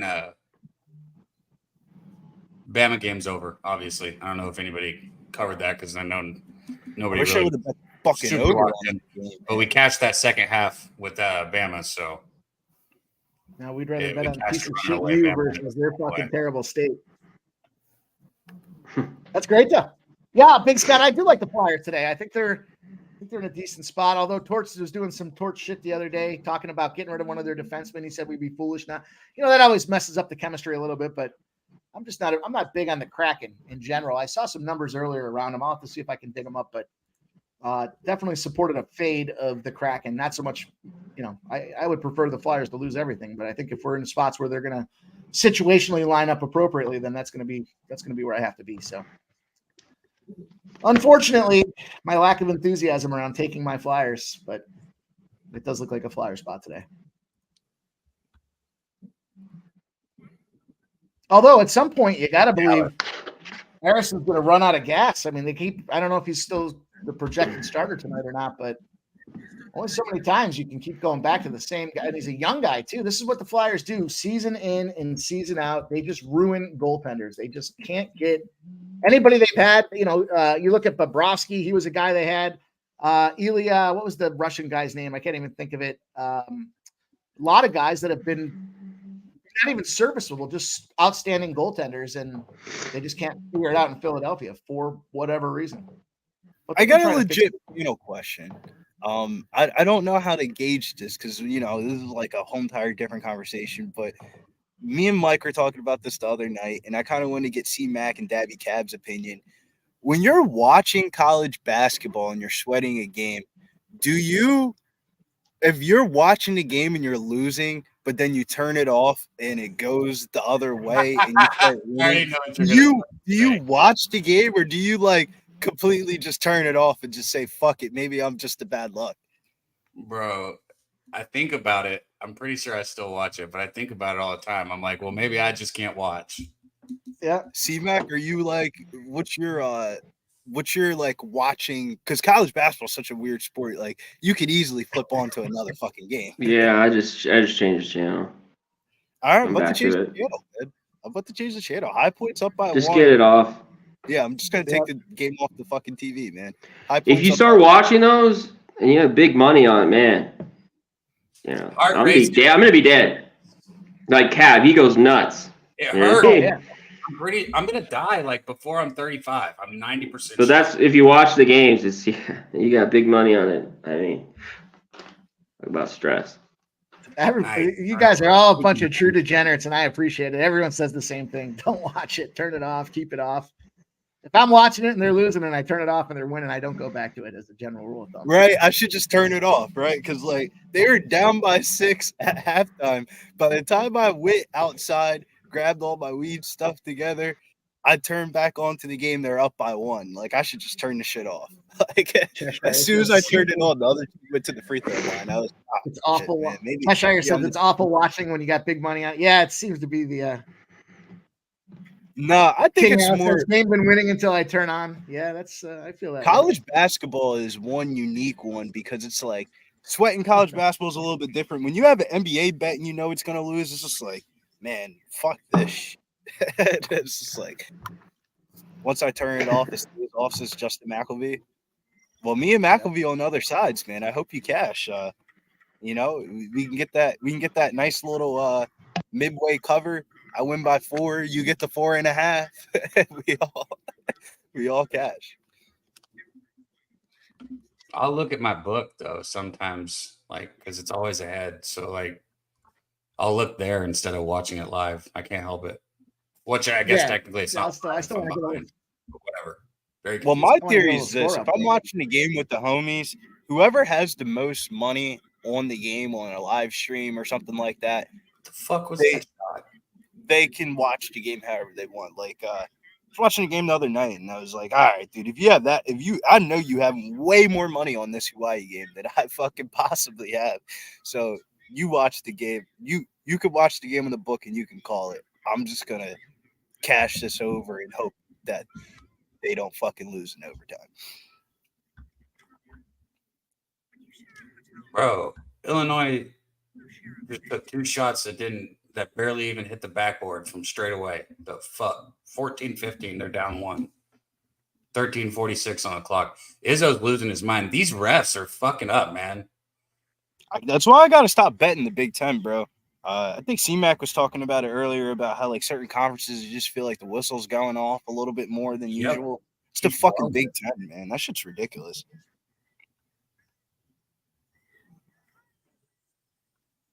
Illinois can't hit a shot right here. Come on. And now they just call him. Kashar. I'll give you that. When Mahomes gets the ball at the end of the game, it's just like, all right. Like, I think it was the Bills game that I had the Mahomes bet on, and I was like, all right, we're just gonna start turning it up. I'm not gonna start sweating this. And then, of course, I went on the other side with the fucking Ravens the next week and got burned. Bro, if that was any other coach other than Izzo, they would have called a tech. I guarantee it. Oh, that Bills was it? He That just Bills walked game all last the way over year. to the ref. Mahomes gets the ball. Stop blowing your fucking whistles. Jesus Christ. I mean, that was a foul in Michigan State, and I'm on the other side, and I want you to stop. The fuck? Holy shit. Yeah, I mean, you know how college basketball is. College basketball is a game of 2 halves. Even when you think your bet's dead, don't throw that shit out in the fucking – don't throw that ticket out because it might it might cash for you. How many times you see that during March Madness, C-Mac, for like March Madness in the casino? Oh, yeah. Throwing out fucking tickets. They're looking in the trash can to find their tickets. It's like, what the fuck? Just crumble, don't rip. Crumble, never rip. Crazy. Try to be mindful of the barcode. Try to be mindful Simple. of the barcode when you're in. Never rip your ticket. Yeah. Crumble, you can always just get it back and put it in. Ripped, you're fucked. Be taping that shit trying to bring it up to the fucking counter, and they're not happy. I love when we're doing a live show of some sort, whether it be a show with plays or we're going through a live stream and we got the bets out there and we're just going through the card and there's a play that the game started already and everyone's trouncing on the other side of it. Oh, this is up. That was a bad call. And then inevitably they come, well, not inevitably, but they come back and win. And nobody ever shows back up and says, boy, I was wrong, but they don't have a problem telling you when that thing's losing right off the gate. Like it's 2 minutes in. If it's okay with you, I'll finish the show and watch the last 40 minutes of it. How's the Perky in the chat, man? Every time me and Perky be having the same bets and shit. Like, I think it was like Oregon last week. He was like, Oregon, they're falling apart. They're falling apart. And I'm looking at the score. I'm like, bro, it's only a 4-point game. What do you mean? 17-17 here in this game right here. 11:59 on the clock. We still got 92 people in here. We got the UFC coming up soon. I've got this game on and my bet's on here, so I know that we were supposed to do the Alabama game, but as long as I'm watching this, I mean, I'm here. Yeah, I'm getting high now because UFC cards are right around the corner. Shit, you guys want to roll straight in the UFC? Hell yeah. You might as well. Fucking sitting here betting on these games all day. Might as well. Are you guys on the Super Bowl show tomorrow? I had to text Jim. I got a Super Bowl party I gotta go to. And I didn't go the last couple of weekends, and I kind of feel it feels guilty on both sides. Like I want to be there with my guys, like my family, but maybe I just feel need to like walk away. I'm not as focused when I go to the party as I am if I'm sitting around with you boys on the live streams looking for those windows to bet. And sometimes I miss a lot of shit. So it's but you're right. The Super Bowl parties are always the best ones. You get those guys that want to host a party like the second week of the year, and it's fun and all, but Young says Mike dropped some plays. I dropped a shitload of plays, man. We'll get you some more. You haven't even made a bet today. What are you talking about? Well, I haven't made a bet today. I got 50 of them in at least at this point. Let's see. Let's see what we can come up with for you guys. I like that Western Carolina spot. I'm not a Mercer fan. I faded Mercer the other day. Mercer took a big win, and they took a big shit on that ticket that I crumpled that one up. I didn't rip it. So, bro, it's Furman, man. Furman's not the same team as they were last year as they are this year. They got that dude Foster back, but they lost their last two games that they really needed to win that conference. And I got burned on that UNGC spot on Sunday, and I was like, man, Furman's just not the same team anymore, man. They just don't play. That was a big revenge spot too, because Furman dominated them boys on their court there. They were out possessing them. They were out stealing them. They were out blocking them. They were out rebounding. Everything they did was just it was all enveloping there. They said it was like wearing it was a big heavy blanket. So that was a big game for Mercer to come back and get that job done with that just their last game here. But Western Carolina to me just feels like, I just think I hate to say they're just a better team. I just think they are the better team here, and wouldn't surprise me to see Western Carolina handle them. The 7 looks like it's dropping to 6.5. Fine by me. We got Vancouver up 3-1. I said, fuck it, Vancouver. I don't care. And there we go. Let's see if we can finish that one out. Let's see some other spots there. I already talked about Longwood. I'm on Longwood at 3:00. Fuck Winthrop. Here's this perfect situation. Team's got a 4-game losing streak coming in. They're terrible. They're brutal. And here we have a small home favorite and a good spot to come out there and get that win. So I like that spot. And I like Charleston. I like Charleston over. I like Charleston over Drexel. I've never been a Drexel fan. Drexel's outplayed their expectation. Charleston is kicking the shit out of everybody. They were just laying, 19 points or 18 points. And it was a great under because they smoked. It wasn't a 30-point. I'm not looking at the numbers in front of me. I just remember being on it. It was like a 30-point finish. So Charleston's -5 right now at DK against Drexel. I already took it at 4.5. I take it at 5. I take it at 5.5. Take it at 6. I wouldn't concern me of that half a point of movement. And Kentucky, we talked about that Kentucky spot. Kentucky's very much in play. Zags overrated. Zags as a dog. We were talking about this when you guys were gone. Zags as a dog 5 times in the last couple of years. They've lost against the spread, and all 5 of them they've lost outright. This game, though, is a little bit different, though, Mike. If they win, they're not going to get an outright bid in their conference this year. This is their last time that they're going to get a potential quad 1 win. That's the only thing that scared me off. I think Kentucky's a lot better of a basketball team. It's not even close. But once you start doing that quad 1 shit, man, maybe did the Zags already know that their conference is going to get better this year, and we're going to schedule this game so we can get a quad 1 win right before tournament? Because, as of right now, if you told me the Zags don't win that conference, they're not getting the outright bid. We're going to be watching the Zags on the NIT tournament. Yeah, but wait till you see the Kentucky defensive linemen out there playing basketball against this skinny little Zags team. It's going to look like boys and men out there. It's going to look like a bunch of dudes that are eating red meat versus a bunch of vegans. It's going to look ugly, and that's going to impact, I think, the overall process and possession of this game. So, we always shit on Calipari's coaching and about how if you go to Kentucky, you'll go to the NBA, but you won't go to the Final Four. But he's been fucking changing it up a little bit. How do you have a lottery pick coming off the bench? I mean, that shows a lot of balls by a coach. You got a top 10 pick in the NBA draft, and you're saying you're not running my offense right. You got to come off the bench. And granted, it's helped their bench scoring a lot, but I don't know, man. Is Calipari trying to coach better this year? Because it looks like it, man. God bless him. This is a good team that he has. This is probably the best team that he's had since I couldn't even tell you how long. This is the best Kentucky team in the last 5 years. I bet it. I could talk about it I mean, I bet Kentucky at 4.5. Gonzaga's, putting up 84.7 points per game. Kentucky's putting up 89.7. Gonzaga is allowing 67.6 to Kentucky's 78.3. Kentucky doesn't play much defense. I get the over. Now, I know Gonzaga's only given up 67.6, but we touched on it. Their competition hasn't been there. You look at the better teams they've played.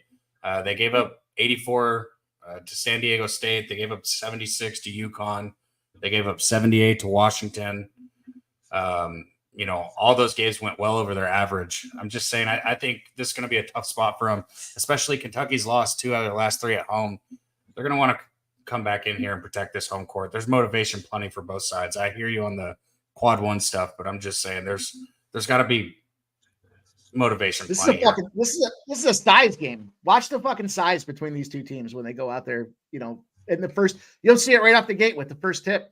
You'll see the huge size, and I think that's this game's going to get physical. And the Zags are a little soft this year, a little softer. Sean Mosier says the same thing. He says Kentucky's best team, Zags' worst team in the last 5 years.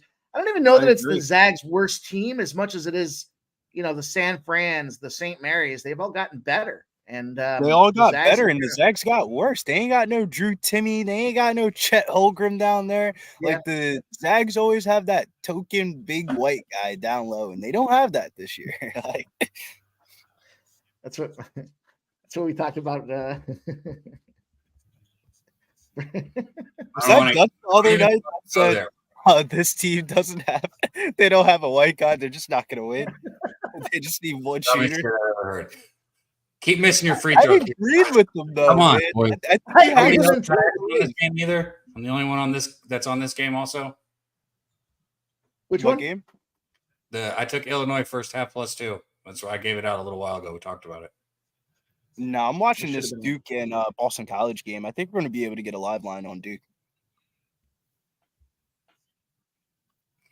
18-22 here. Small 4-point. I love seeing this Toledo spot, though. Toledo's beating up App State 84-76. This is the chaos we need here to really throw the bracketologist into a quandary. And then James Madison coming out and handling Akron will be a lot of fun as well. That will be chaos, and that's what's so fun about March Madness. And it's already underway with 4.5 minutes to go in the second half. Toledo's up 8 points on them boys.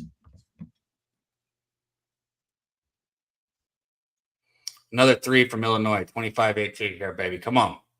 Draw this shit out for me. Let's go. Start this day right, baby. Pre-flop. Justin McAfee said pre-flop Michigan State moneyline, Sixers moneyline parlay. Patrick Burns says still got the -12.5. Not bugging on a discount yet, Billy. Cheshire Cat says they need a Struce or Kennard. That's facts. And Bricky Sanderson says to the wire, then want to hammer USF or Kentucky. Not sure yet. What does the to the wire mean, though? Michael Johnson says, what's the parlay of the day? Fuck it. Luca Lubabume and Carlos Parates jacking up the Carlos name. I think it's the co-main event on the prelims and the main event on the prelims. I like the last 2 prelim fights of the night as a little 2-leg. A little bit more sketchier than what I like, but it's the styles of fights. I usually don't like parlaying back-to-back fights, but I think there's a huge sizable gap for Carlos Prates and Trevin Giles in the striking, and Giles is going to wrestle. Well, Carlos Prates is a black belt, so he should be able to know enough to get back up to his feet or stay out of submissions. And then the Luca Lumabume, we talked about that one earlier. I just don't. How can you be a UFC fighter and you don't like getting hit in the face? I don't like getting hit in the face. Just saying, like, getting hit in your face is a part of your job. And the one girl, when she gets hit in the face, she does I'm going to back up and put my hands up against the cage like that. I just don't get how the girl's a UFC fighter. If Michigan State will just keep missing their free throws here, I'll be happier than a fly on shit. Keep missing free throws. Happier than a fly on shit. They don't know any better.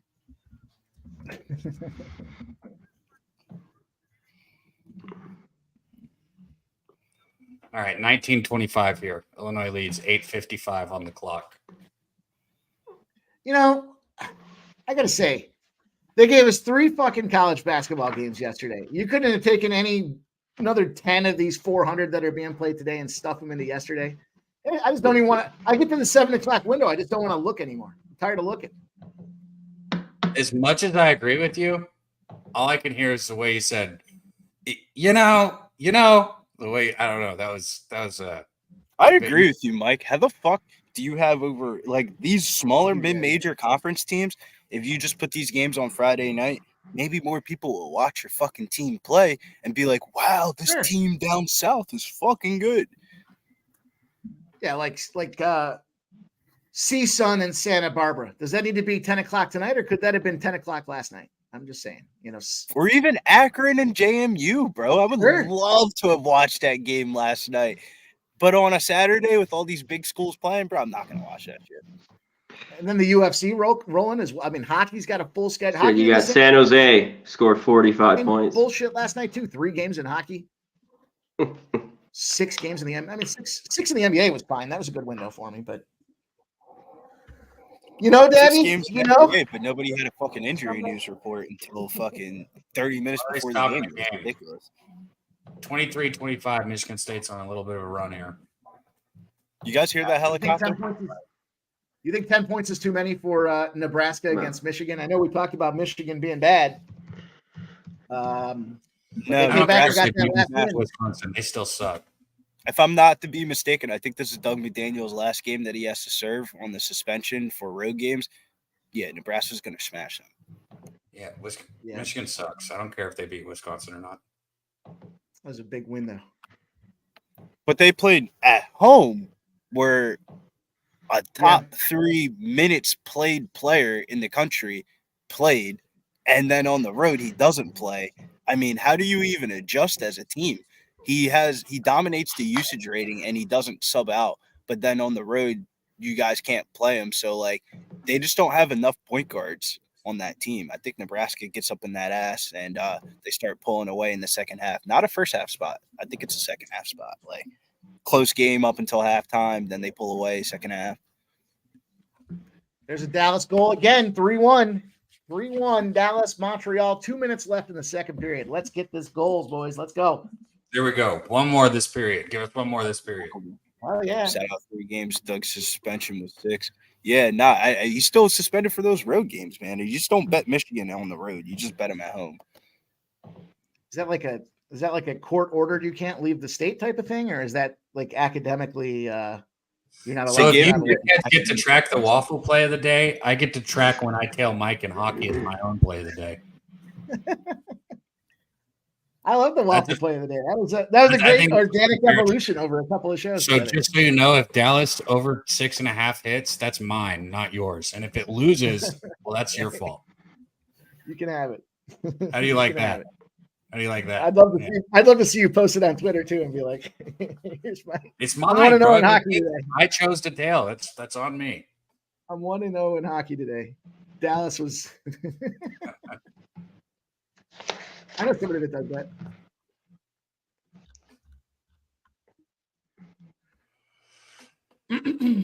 Oh, man. Michigan's got this atmosphere, man. I can't even hear it because we can't have the sound on, but I already know, man. This stadium is something else. Arena, whatever.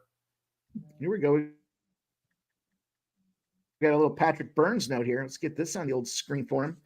Kansas Baylor matchup trend. The home team has won the last 6 straight games. Excellent spot for a Kansas Kentucky moneyline parlay. I like it. Yeah, me too. I'm always down for a little parlay. 50 or something like that too. It's probably pretty good. Ian Shaver's in the house there. He says, at Perky Bumps, I'm on Kentucky and 0-2 in the hardwood so far. So that's probably all you need to know. Oh, man. Best time to tail. Sharp ass capper like yourself, Ian. Yeah, fuck that, Ian. I'm on Kentucky also. Hey, how about this for that though, Ian? I'm on Kentucky also, and I'm 2-0 so far on the hardwood today. So you can't go 0-10 if you stop at 2. Just remember that, boys.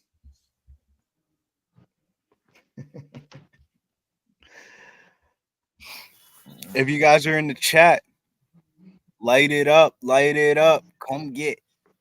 ride with the guys here at Pub Sports Radio. We're going to be live all day, Saturday worth of action. NCAA leading right into UFC about an hour away. If you guys haven't already, make sure you sign up for the UFC contest. We need more people in there. What other contest do you know that takes $0 to fucking sign up? And if you win, you get $100 right to your PayPal, man. Right? 3-2 Canadian score. Let's go. Let's go, baby. I need a little bit more points. Back-to-back baskets by Illinois here, 29-23. Come on.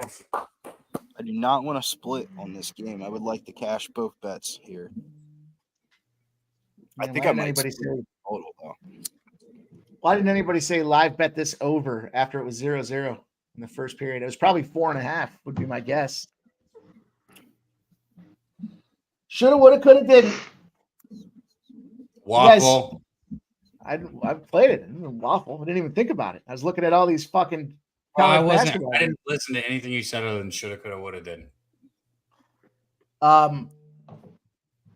Hockey game. When you boys have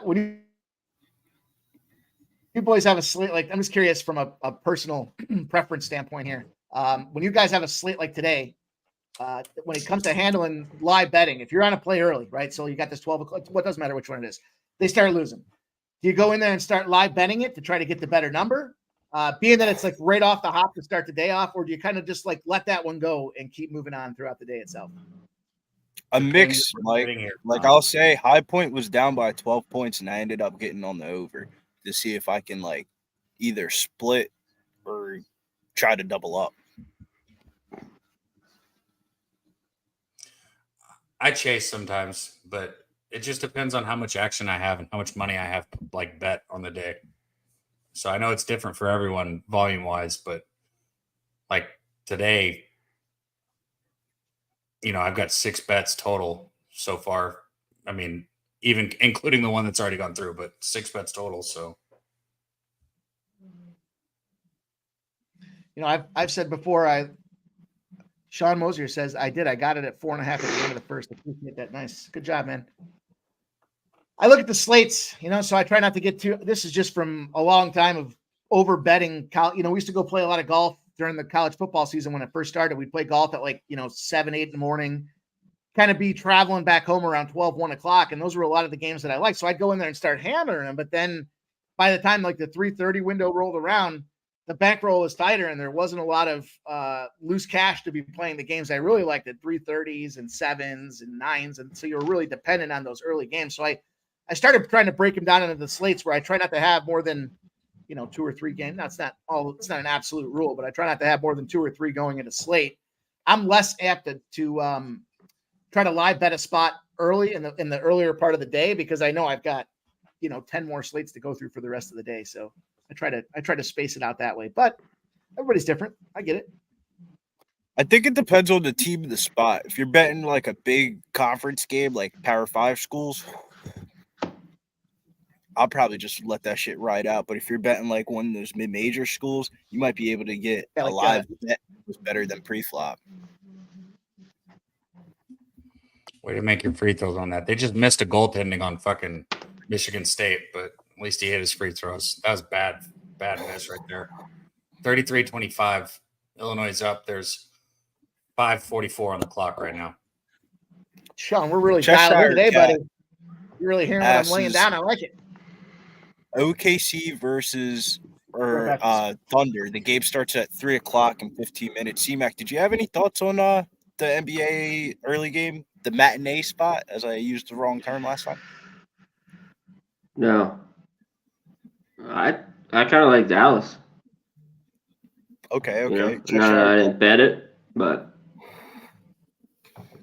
what you said he doesn't like Fade and Luka. What's the total? Is that pretty high here? Even Even this early start, they're gonna smack go over. It's actually attainable. See back 238.5. Yeah, I lean over. Patrick, strategy is important with live betting. For me, it's like if I go into something, I like to like almost cap a game expecting to live bet it if I'm going to sometimes. I agree with you on that, Debbie Cap. There's like two sides of the coin. I like to cap the game for a live bet angle, and then I'm watching this live. This second half will not go like the first half, like live betting angle. Right. I usually say that too, but then cocktails get involved and I end up missing it. I know you like to get cock involved. You just can't stop, can you? Something about the You South, do it, man. not me, Mike. Something about the South. They just when they say high on the hog, I think I know what they mean. Man, Michigan, little I run ain't right. gonna lie though. Fuck, man, this is gonna come down to the wire. Down south is popping. They live a little bit better out there, I'll say. Do they? Shit's cheaper, man. You can get Yeah, that's true. you can rent a fucking house down south for like And $5. just like that, Michigan State takes a 2-point lead. 900 through like over $1,000 a month, and it will be like a 3-bedroom house. You can't even buy a fucking studio apartment at that price in New Jersey. You can do the same exact thing in Philadelphia, but do you want to walk 2 blocks down and potentially get shot? Justin. Wow, they gave up that road. I was waiting for somebody to say it, Justin. It's Dabby. I don't know. You're ambassador of the South. It's tough, man. But I don't Get a nice gotta. row home. Get yourself a nice row Justin, home we down don't gotta there and, fucking defend ourselves to these fucking. Listen to what he talks about, fucking Dickinson and Longwood and fucking getting cock in him. I mean, that's pretty much what I just heard, right? That's fucked up. That's what you heard.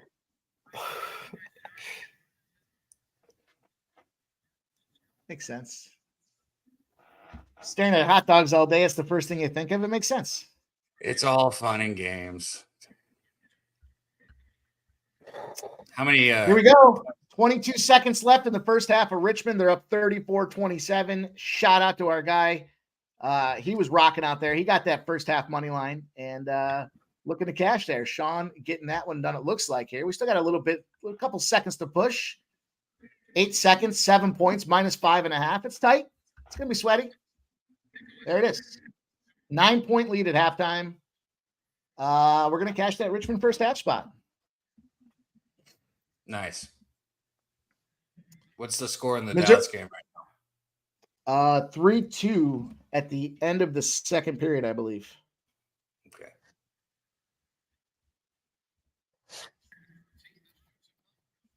My bad. I forgot I had the volume on this game. Who's winning? Dallas? Dallas. Yeah, it's 3-2 at the end of the second. I mean, if the Canadians score 1, we're guaranteed the over. There you go. You know, So now we're rooting for them. the old La Habitants.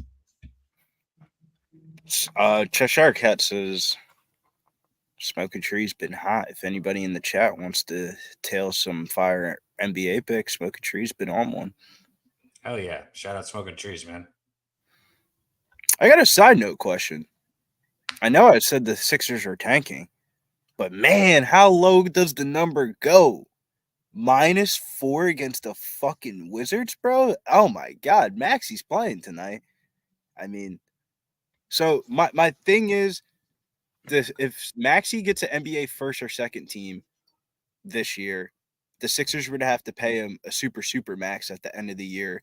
And more than likely, we wouldn't be able to sign Tobias, Maxi on both max contracts with Embiid already on the roster. So if they sit Maxi, or Maxi basically just doesn't make the first or second team, we sign Tobias and we get a lottery pick and we go into next season rolling as a big dog.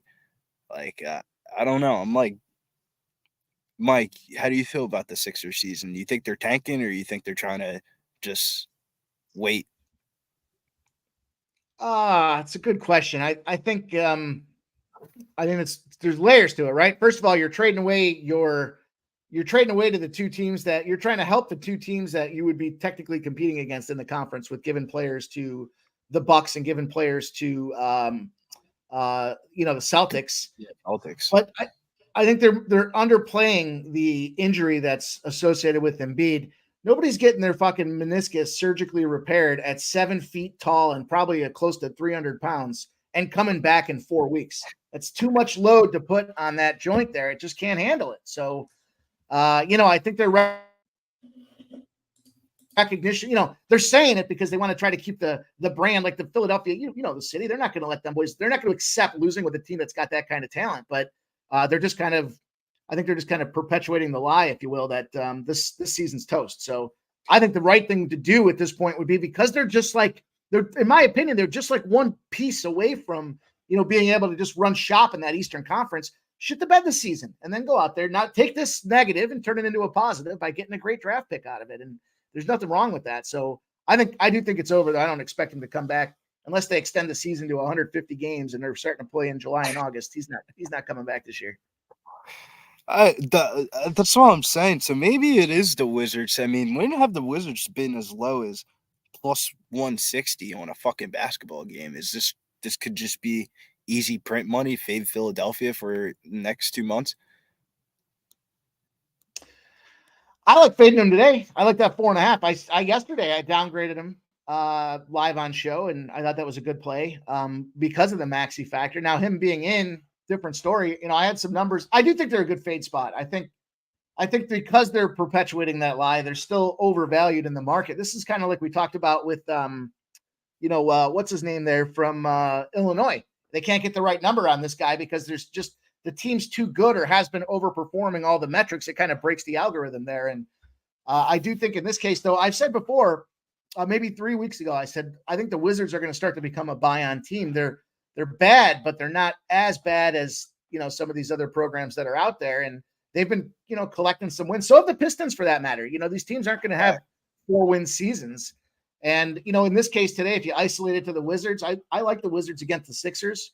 Bad situation. And, they got to go on the road to play the Wizards. So it's going to be, I think, situationally, but the only time I probably wouldn't fade the Sixers is against the Hornets. The Hornets are so fucking bad for me. I just stay away from those games at this point. I can't one way or the other. I can't do any right by the I'm Hornets just themselves. looking at the end of January schedule. After the Wizards, we play Cleveland, Miami, New York, Cleveland, Milwaukee, Boston. That's the season right there. I don't disagree with that. I'll give you guys a number for this game today. Home teams facing a team off a home game, 27-2 against the spread if the line's between the sevens and both teams have no rest. Unrested teams, it's a home team that faced a team that was just home, 27-2 if it's between +7 and -7. And this number is square in the middle of that thing at +4.5. So for what that's worth, 27-2 against the spread. They're covering the spread by almost 9 points. To me means, we see a spot 24-6 straight up as well. I think the Wizards are very much live here today.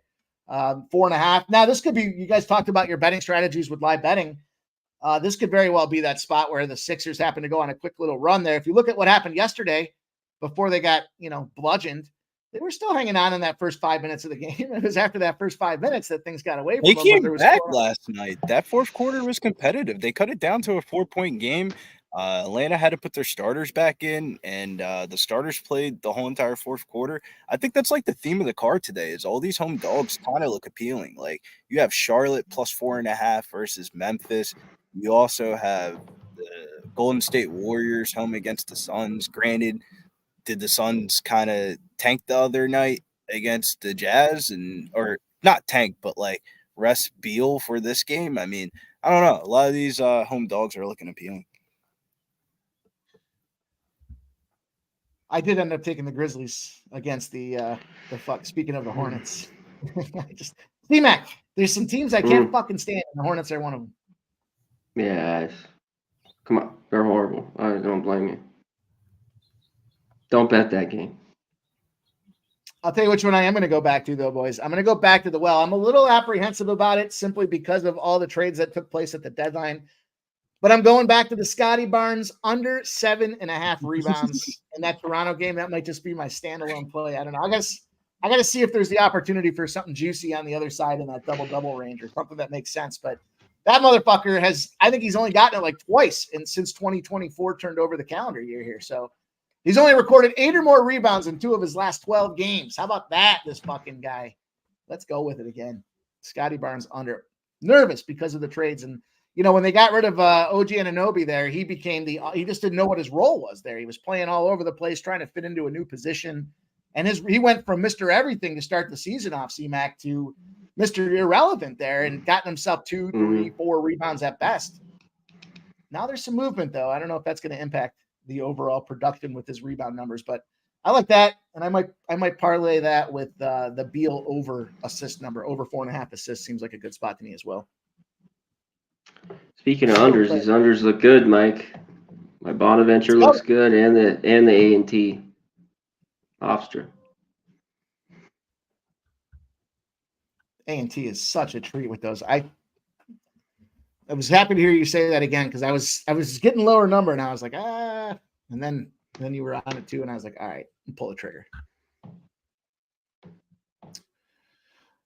Yeah, Bonaventure's getting slapped here in this first half by Duquesne. I would say 70% of my friends, 65% of my friends in this area all went to Bonaventure. So fuck Bonaventure. I've seen a bunch of great Bonaventure games, but they love them. They could get. That's all. What are they at live here?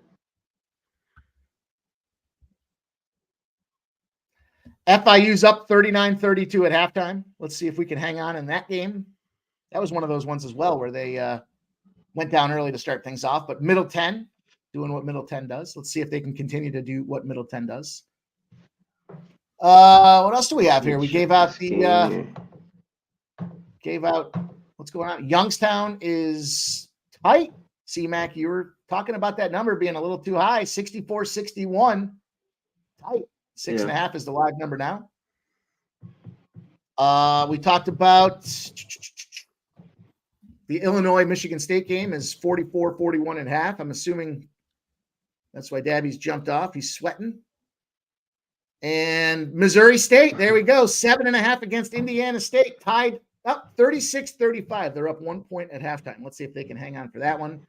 The itsy bitsy Richmond Spiders up 36-27. That's a big number. 12.5 now at halftime. If you want to take them live, 10.5 dropped to 10 pregame, and they got that first half done for us. Kansas City, North Dakota. I don't think anybody talked about that one. I'll tell you what. Here's a team to circle: Texas A&M Commerce. I know you guys talked a little bit about them earlier. For whatever reason, there's one team that people shit the bet against the game after they've played them, and New Orleans is one of those teams that just qualifies as I don't know if it's just that they're so bad they suck the life out of a team for the following game, but I don't even know who they're playing, but I would suggest a strong fade on Texas A&M. Hey, whoa! Don't disrespect my New Orleans team, man. They got. I'm not saying. Listen, they can do what they want to do. They just. My college roommate's from New Orleans, and he got me hooked up with a couple people, and they told me that kid Johnson down there on the basketball team is actually really fucking good, and he's been lighting it up. He's definitely like top 5 leading scorers in the NCAA this year. Everybody else sucks, but he's good. I don't know, something about that team and just how bad they absolutely are. I've made money betting on them, man. Bet on them last week, and I bet on them in that snow game, and they fucking smoked Texas A&M Commerce to be exact. That was the exact game that I bet. It was a snow game reschedule spot, and the game got moved to 1 o'clock, and I hopped up on the sesh, and I said New Orleans is going to smack them. I was wearing a male tank top. I did a little before I jumped on the stream here. I did a little 9-leg parlay there. DraftKings gave the old boost. Love to take advantage of these things there. I said, fuck it. I'll throw $25 on it. I got 2 legs in already. I got Loyola Chicago minus 4.5 cashed. I got the under in the Western Illinois game cashed. I'm on Richmond minus 9.5, Missouri State plus 7. I jumped on the Ark State money line. That's about to start at 3 o'clock. Western Carolina minus 7. I love that spot. I think that's a really hammered down spot. Charleston minus 5. UNC money line and Houston money line to close it out. A little $25 to make me a quick 8,500. Why not? Why not? What could go wrong with a nice little 9-legger, C-Mac, you know? Good luck. Go get that money. Good luck. Sit. Get it? Get it? That'll be a fun one to talk about if I get that.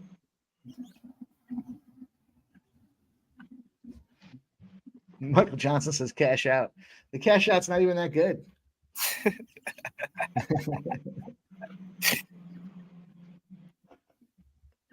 mean, we're talking like $100. It's not even worth anywhere near the 8,500 that could. I'll tell you what, 8,500 pops. I'll know by 7. I'll know probably before then, but by 7 o'clock I'll know. And if I pop down 8,500, I'll be able to ship it on the UFC stream.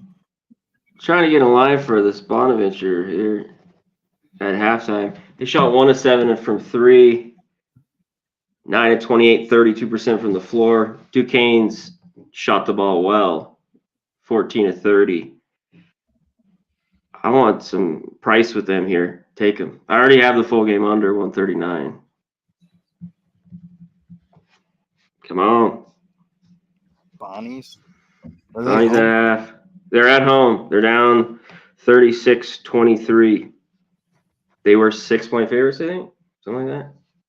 They're coming back. No, Michael Johnson. I'm not a big Kings guy. So what are you saying, C-Mac? Should we jump? I gotta go to my St. Bonaventure. Yep. And you said you got plus 7.5? No, I can't get a line on this here. Well, I got the line right here. It says plus 7.5.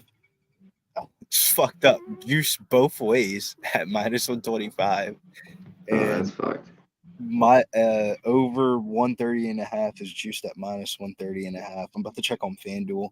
On FanDuel, they have it at plus 7.5 at minus 115, and the under at 131.5 on that one.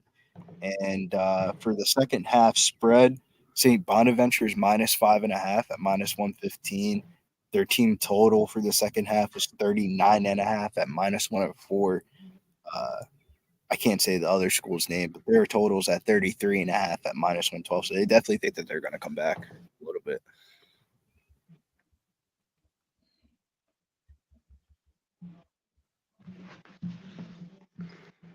They're getting smacked, though.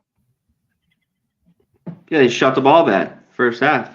And Duquesne, slow team, not a great shooting team, shot it well.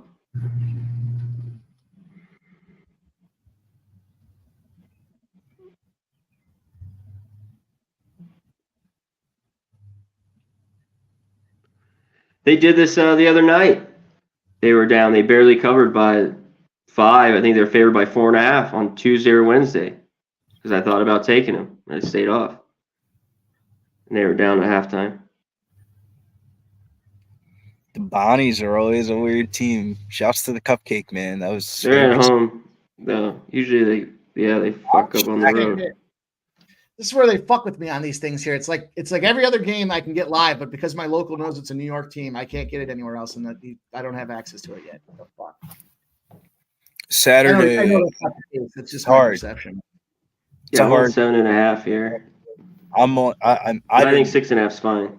I like the Thunder, and C-Mac like the Mavericks as home dogs, and I kind of think it's a home dog type of day. I feel like if you bet each home dog on the NBA slate, like if you picked 4 of them, like the Mavericks, Hornets, Wizards, and Warriors, will come out profitable, honestly. Yeah, I kind of like the Mavs. Billy, you like the Thunder, right? Yeah, but I also think that Saturdays are really wacky, and if you just bet the home dogs, you come out more profitable than not. Yeah.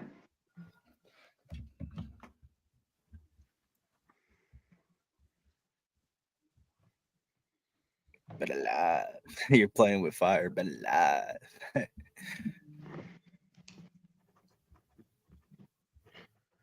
Is it a Saturday? Nah, I didn't lock myself out. I'm catching some fresh air. This is the last time I woke up at – I couldn't wake up, actually. I woke up at like 10:45. Right, wake up. This is the first time I'm seeing daylight today. This is the last time I'm seeing daylight today. The UFC card starts under an hour, and Can you blame a man, Mike? I just want to enjoy a little bit of sunlight today. I mean, have you gone outside today, Mike? No. What? No. I'm saying, like, I just got to enjoy 1 hour of sunlight because I know I'm not going to be outside tomorrow. No, I won't see sun. If I go anywhere, it'll be nighttime that I go somewhere. And no, so I won't see any. I see it sunlight out my window, but that's about the extent of it for me today. He's offended. I wasn't offended. I was caught off guard by it. Like, no, I haven't seen shit for sunlight today. I saw it through the window. I'm a different type of cat, man. I got at least see. No, I'm with you, man. It's still fucking cold up here though, so it's not like I'm, like those nice days though when you get that spring fever in 60s. I want to go outside, but I'm still pushing 30s here, so it's fucking cold, man. Well, here we go. Oh.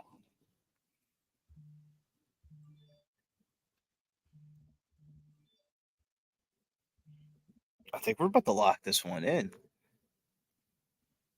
High Point's going to the free throw line, 71-62.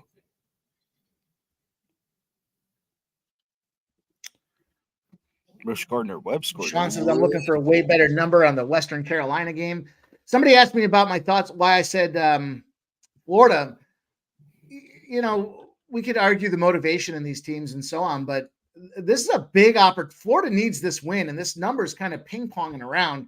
Auburn could use the win, of course. There's no doubt about it, and they're covering a lot of numbers against the spread, but they're on the road. They just lost. Well, I shouldn't say they just lost, but they're weaker, clearly. Most of the conferences are when it comes to the road. Mississippi State and Alabama road losses. They did beat Mississippi, but Mississippi's really not shit to write home about, and they were only a 3-point favorite. Now, I think Mississippi State's a better spot than Mississippi. And then they handled Alabama back at home, but that was the revenge spot out there. So kind of coming, they had that date circled. It was impactful. The next two games they have on their calendar, South Carolina, and then, they're sitting out there playing Kentucky. I just think that this game in the grand scheme for Auburn matters less than it does for Florida. And then if you look back at Florida, again, you could say the same thing about these teams on the road, but Florida did put down the boots on Kentucky, 94-91, getting 7.5 points on January 31st. They went into their barn. They outright disrespected them. They came away with a big 3-point win. I mean, that's a 10.5-point swing against the number. And then Texas A&M was a tight game for them where they covered against 67-66. It was a loss, but the Kentucky game clearly meant something. They step up, I think, in the opportunities where they're supposed to. And then I talked about Mississippi State. I think Mississippi State's kind of that better school than Mississippi, if you kind of look at them that way. I think this Mississippi State game they played, it was on home court. They took them down 79-70. So I think the home court matters. I think these boys need, Billy was talking earlier about the quad one wins and the spot for who was it you were talking about? The Zags. And I think in this, or was it? Yeah, I think it was the Zags you were talking about. Yeah, but anyways, I think this is the same photocopy scenario for this Florida team where they need this game right now. And, we'll see how it comes out. But this number is suspiciously low for a team in Auburn that's just been so dominant. Auburn went on that 16 game run after they lost that first game of the season to Baylor. But then they've kind of been ping-ponging back and forth. They kind of got that mid-season, mid-conference blues, and I just think it's a good sleepy spot for them to take advantage. I like the breakdown. I couldn't have broken it down any better.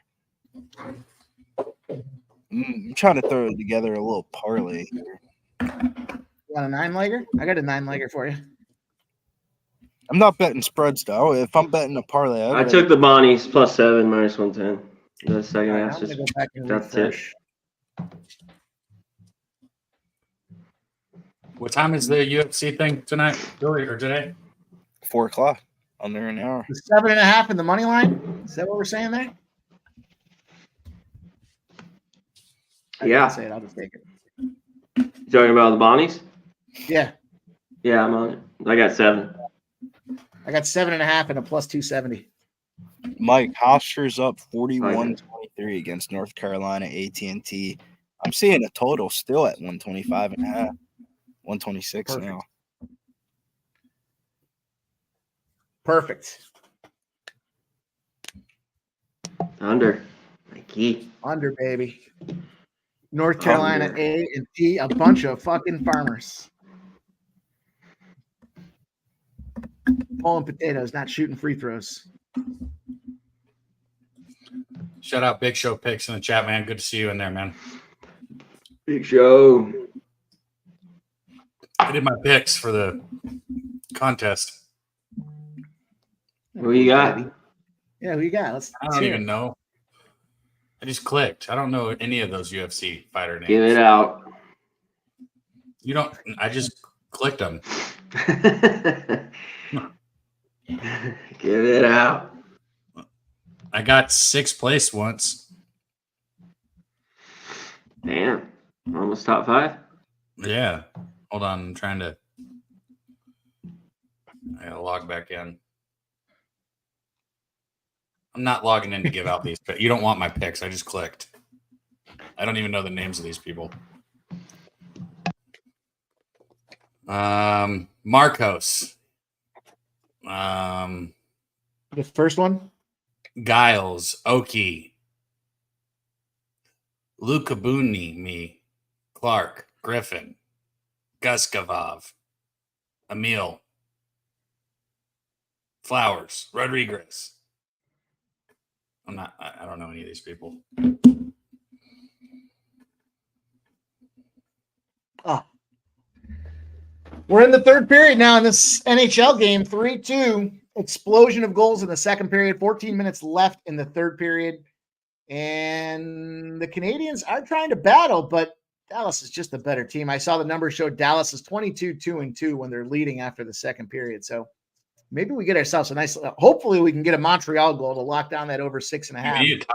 That's what I was saying. Then a nice opportunity for us to pick up Dallas again live. Talk about a live betting strategy right there, boys. This blue Sabres under. It's good.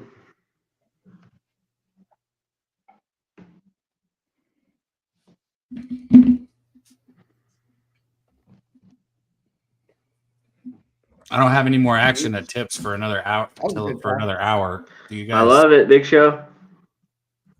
That was a good call on the under. I don't know where I was. Must have been in the cocoon on that one. I missed it. Yeah, we talked about it this morning. I guess I was still half asleep. Was that when Dabby was making fun of me for eating a leftover chicken salad wrap?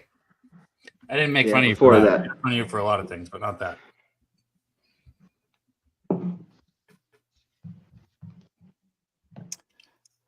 Let's have a day, though, boys. Starting off. It's starting off. I tell you what, I would love to take an opportunity here with this Dallas over. I got to know, is McCullough out for sure for Kansas? I have no idea. He's college because, I mean, I say he's probably not going to go with the knee.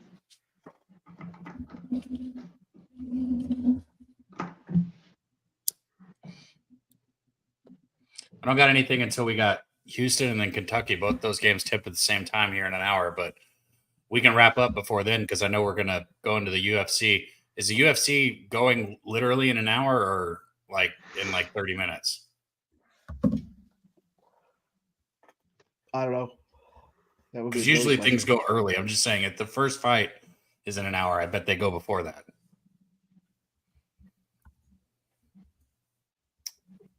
I don't know. That's Billy. Maybe Big Show can. Caddy Daddy says 1 hour. 4:15 is that first fight, huh? Daniel Marcos against Ariel Gilling. I'm not sure. I'm sure I didn't say that right. It doesn't even sound right as I said it. I hate reading names. I'm going to go with a little flyer on that one. I know it's juice to the over, and a lot of people think that's a decision, but I'm going to try to start it off with a banger. Get this thing flying right off the hop here. I'm going to go for a little Daniel Marcos KO in round 1 at plus 550. That's going to be a little spot for me to try off the gate. I'll wrap it up and get a little more serious about it as we get into it, but to me, that just is a Styles makes fights type of situation right there, boys.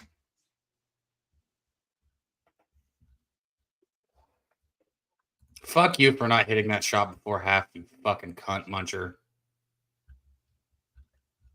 Ooh. Big 3 to tie the game right off the fucking first possession for Illinois. Big Show says Marcos 3 and D. Is that third round indecision? Is that what that means? That Aori dude likes to fucking come out hot, though.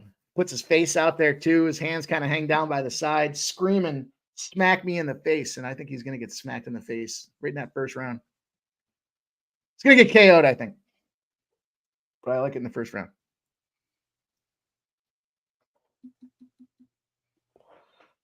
Historically, if I lose my first bet, I go on to kill the card. Maybe I get more serious about it. I don't know. But I think that's a good bet.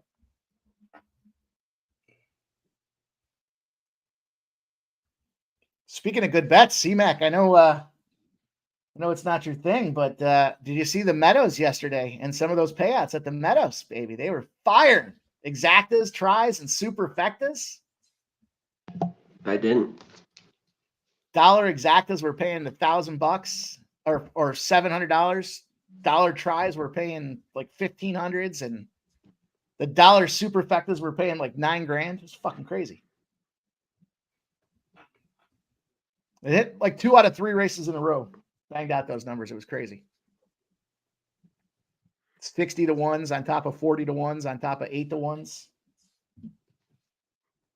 Well, that was a foul. This game's going back and forth, man. You guys want to hit our action one more time before we hit the chat and wrap this up and get on out of here? Sure. Yeah, we just took the Bonnies +7. I'm with you guys with Kentucky. I think they win at home. There's a few more late that I'm looking at. I kind of like Southern Utah. Don't think they win. I think they could cover. I know Grand Canyon's great at home. They get 15. I'm going to wait. No McCourt. Kansas has no bench. I think Baylor could hang around. I know the home team's been great the last few years between these two. So I'm going to wait on that. There's a few others. There's a few totals I'll be on too. But that's it. Oh, yeah. How about you, Mikey? I know you've hit yours a ton, but anything you want to recap, say again? I mean, we could hang if you guys want. I'm just saying I figured we hit this one more time. I like whenever it's time to go just to wrap it up and go. Yeah, I gave out the ones earlier a bunch already, so I'm tired of talking about them, but I'll talk about some other ones that I like. I like UMass Lowell. NJIT, the old New Jersey Institute, going to get beat down. Lowell, even though they're on the road at 8.5 points.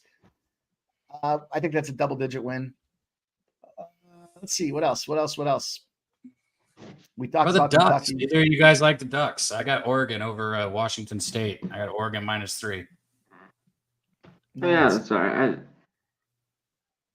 I haven't even really made it that far down the line there. That's not a bad spot. I think that's a good quack, baby.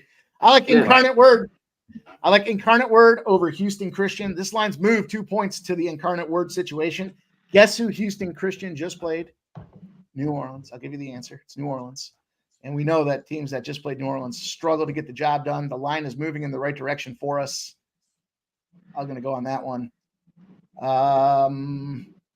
Scrolling down the rest of the card. I'd like Oregon State, but if they were getting more points to Washington, it's just 4.5 at home. I want to throw that out there. We already talked Colorado. We don't even touch on that game anymore.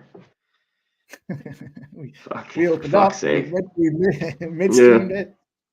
I'll just say again, so I'll just hit it real quick. Kentucky, 4.5. Houston, first half, -2.5. Oregon, -3, full game. Arizona, first half, +0.5 point. Those are my bets that I have coming up that are not in action yet. I like St. Mary's. It's a lot of points. But Portland's that fucking bad. 18.5. That I think St. Mary's. It's a road spot, so it's a little dicey, but I'm good with St. Mary's in that spot. That'll make my card tonight. That's pretty much it for college hoops at this point. I think Stanford probably wins against USC too. USC's bad. Stanford's at home. That's probably another spot I'll make as well, but that'll do it. Yeah, I like Stanford there, Mikey.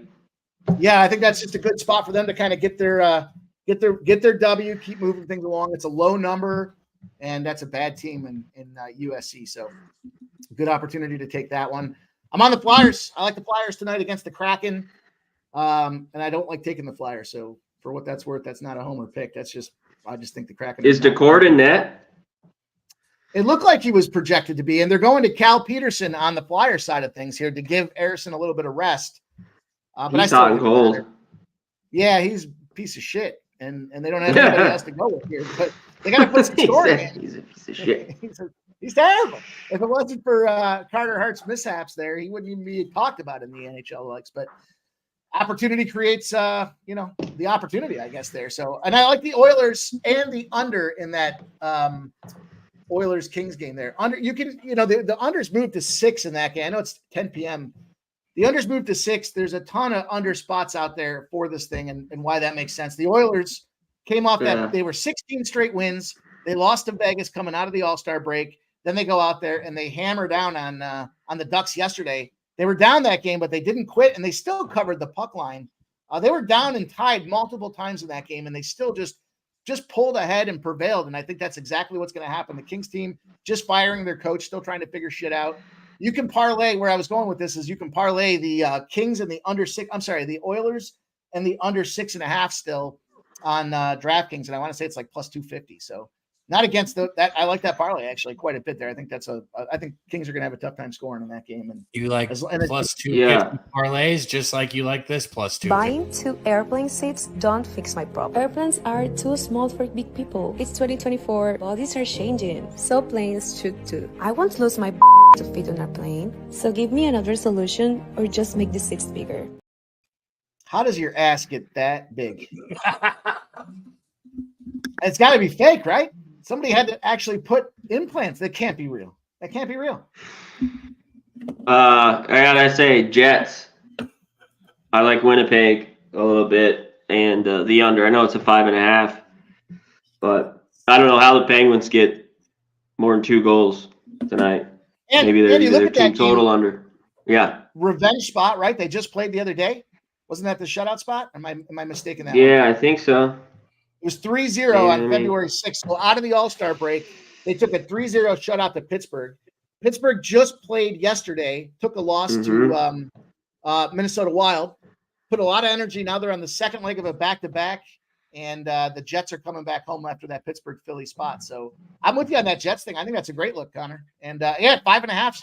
A lot of people look at those 5.5s and they get scared. I love those 5.5s going on the under there. I think those are. I have no problem. Yeah.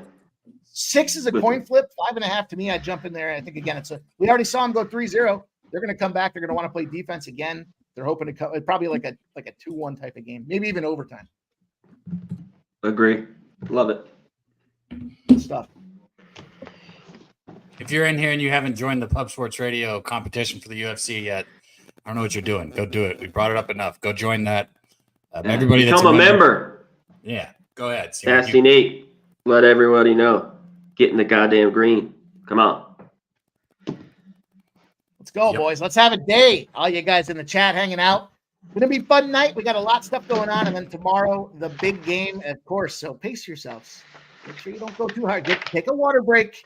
9, 10 o'clock. Grab yourself a water break before you go back in and start cocktailing again, so that you're ready to go and primed up for. We want 100% tomorrow when it comes to the Super Bowl. We don't want any pussyfooting around here. It's all go, no breaks. Let's go get that cash, boys. That's what I have to say, Dabby. Right here, live with Jimmy the Bag for the live bet stream on the Super Bowl.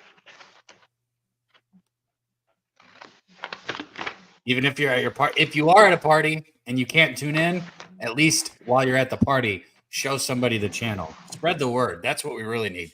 If you're really a real one, we need people to spread the word. We need people to help, say, hey, look, check this out. I was buying some joint papers just the other day, and I was like, hey, look, this guy has a fucking Chiefs shirt on. Look at where you need to get your betting action from right here, Pub Sports Radio. It's easy. Fuck yeah. Go cop some merch. Become a goddamn member. Hey, you win 2 shots, $50. And the more people, you get up to 75, I think you go to $75. You get over 100, it could be $100. The horse races. So become a member. We're not asking for any money for any of our plays, any of that stuff here at Pub Sports Radio. Just join in. Let's cash. You know how it is. Nate, he said, I've been searching for her since Monday. Jesus, Nate. Yes. It's funny. I've been trying to forget about her since Monday.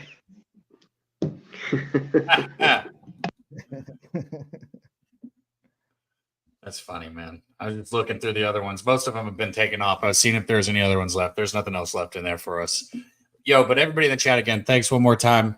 We've hit the action plenty of times, so we don't got to recap it again. Rewind a little bit, and you'll hear action. Basically, this entire fucking stream, we've been talking about what we're betting. So shout out to you guys. I guess we're going to go ahead and wrap this shit up. You got any last words, C-Mac, before we get out of here? No. Let's cash huge today. It's a big day tomorrow. Super Bowl, baby. There you go. Love it. That's it. We're out of here. We be pumping. We be pumping!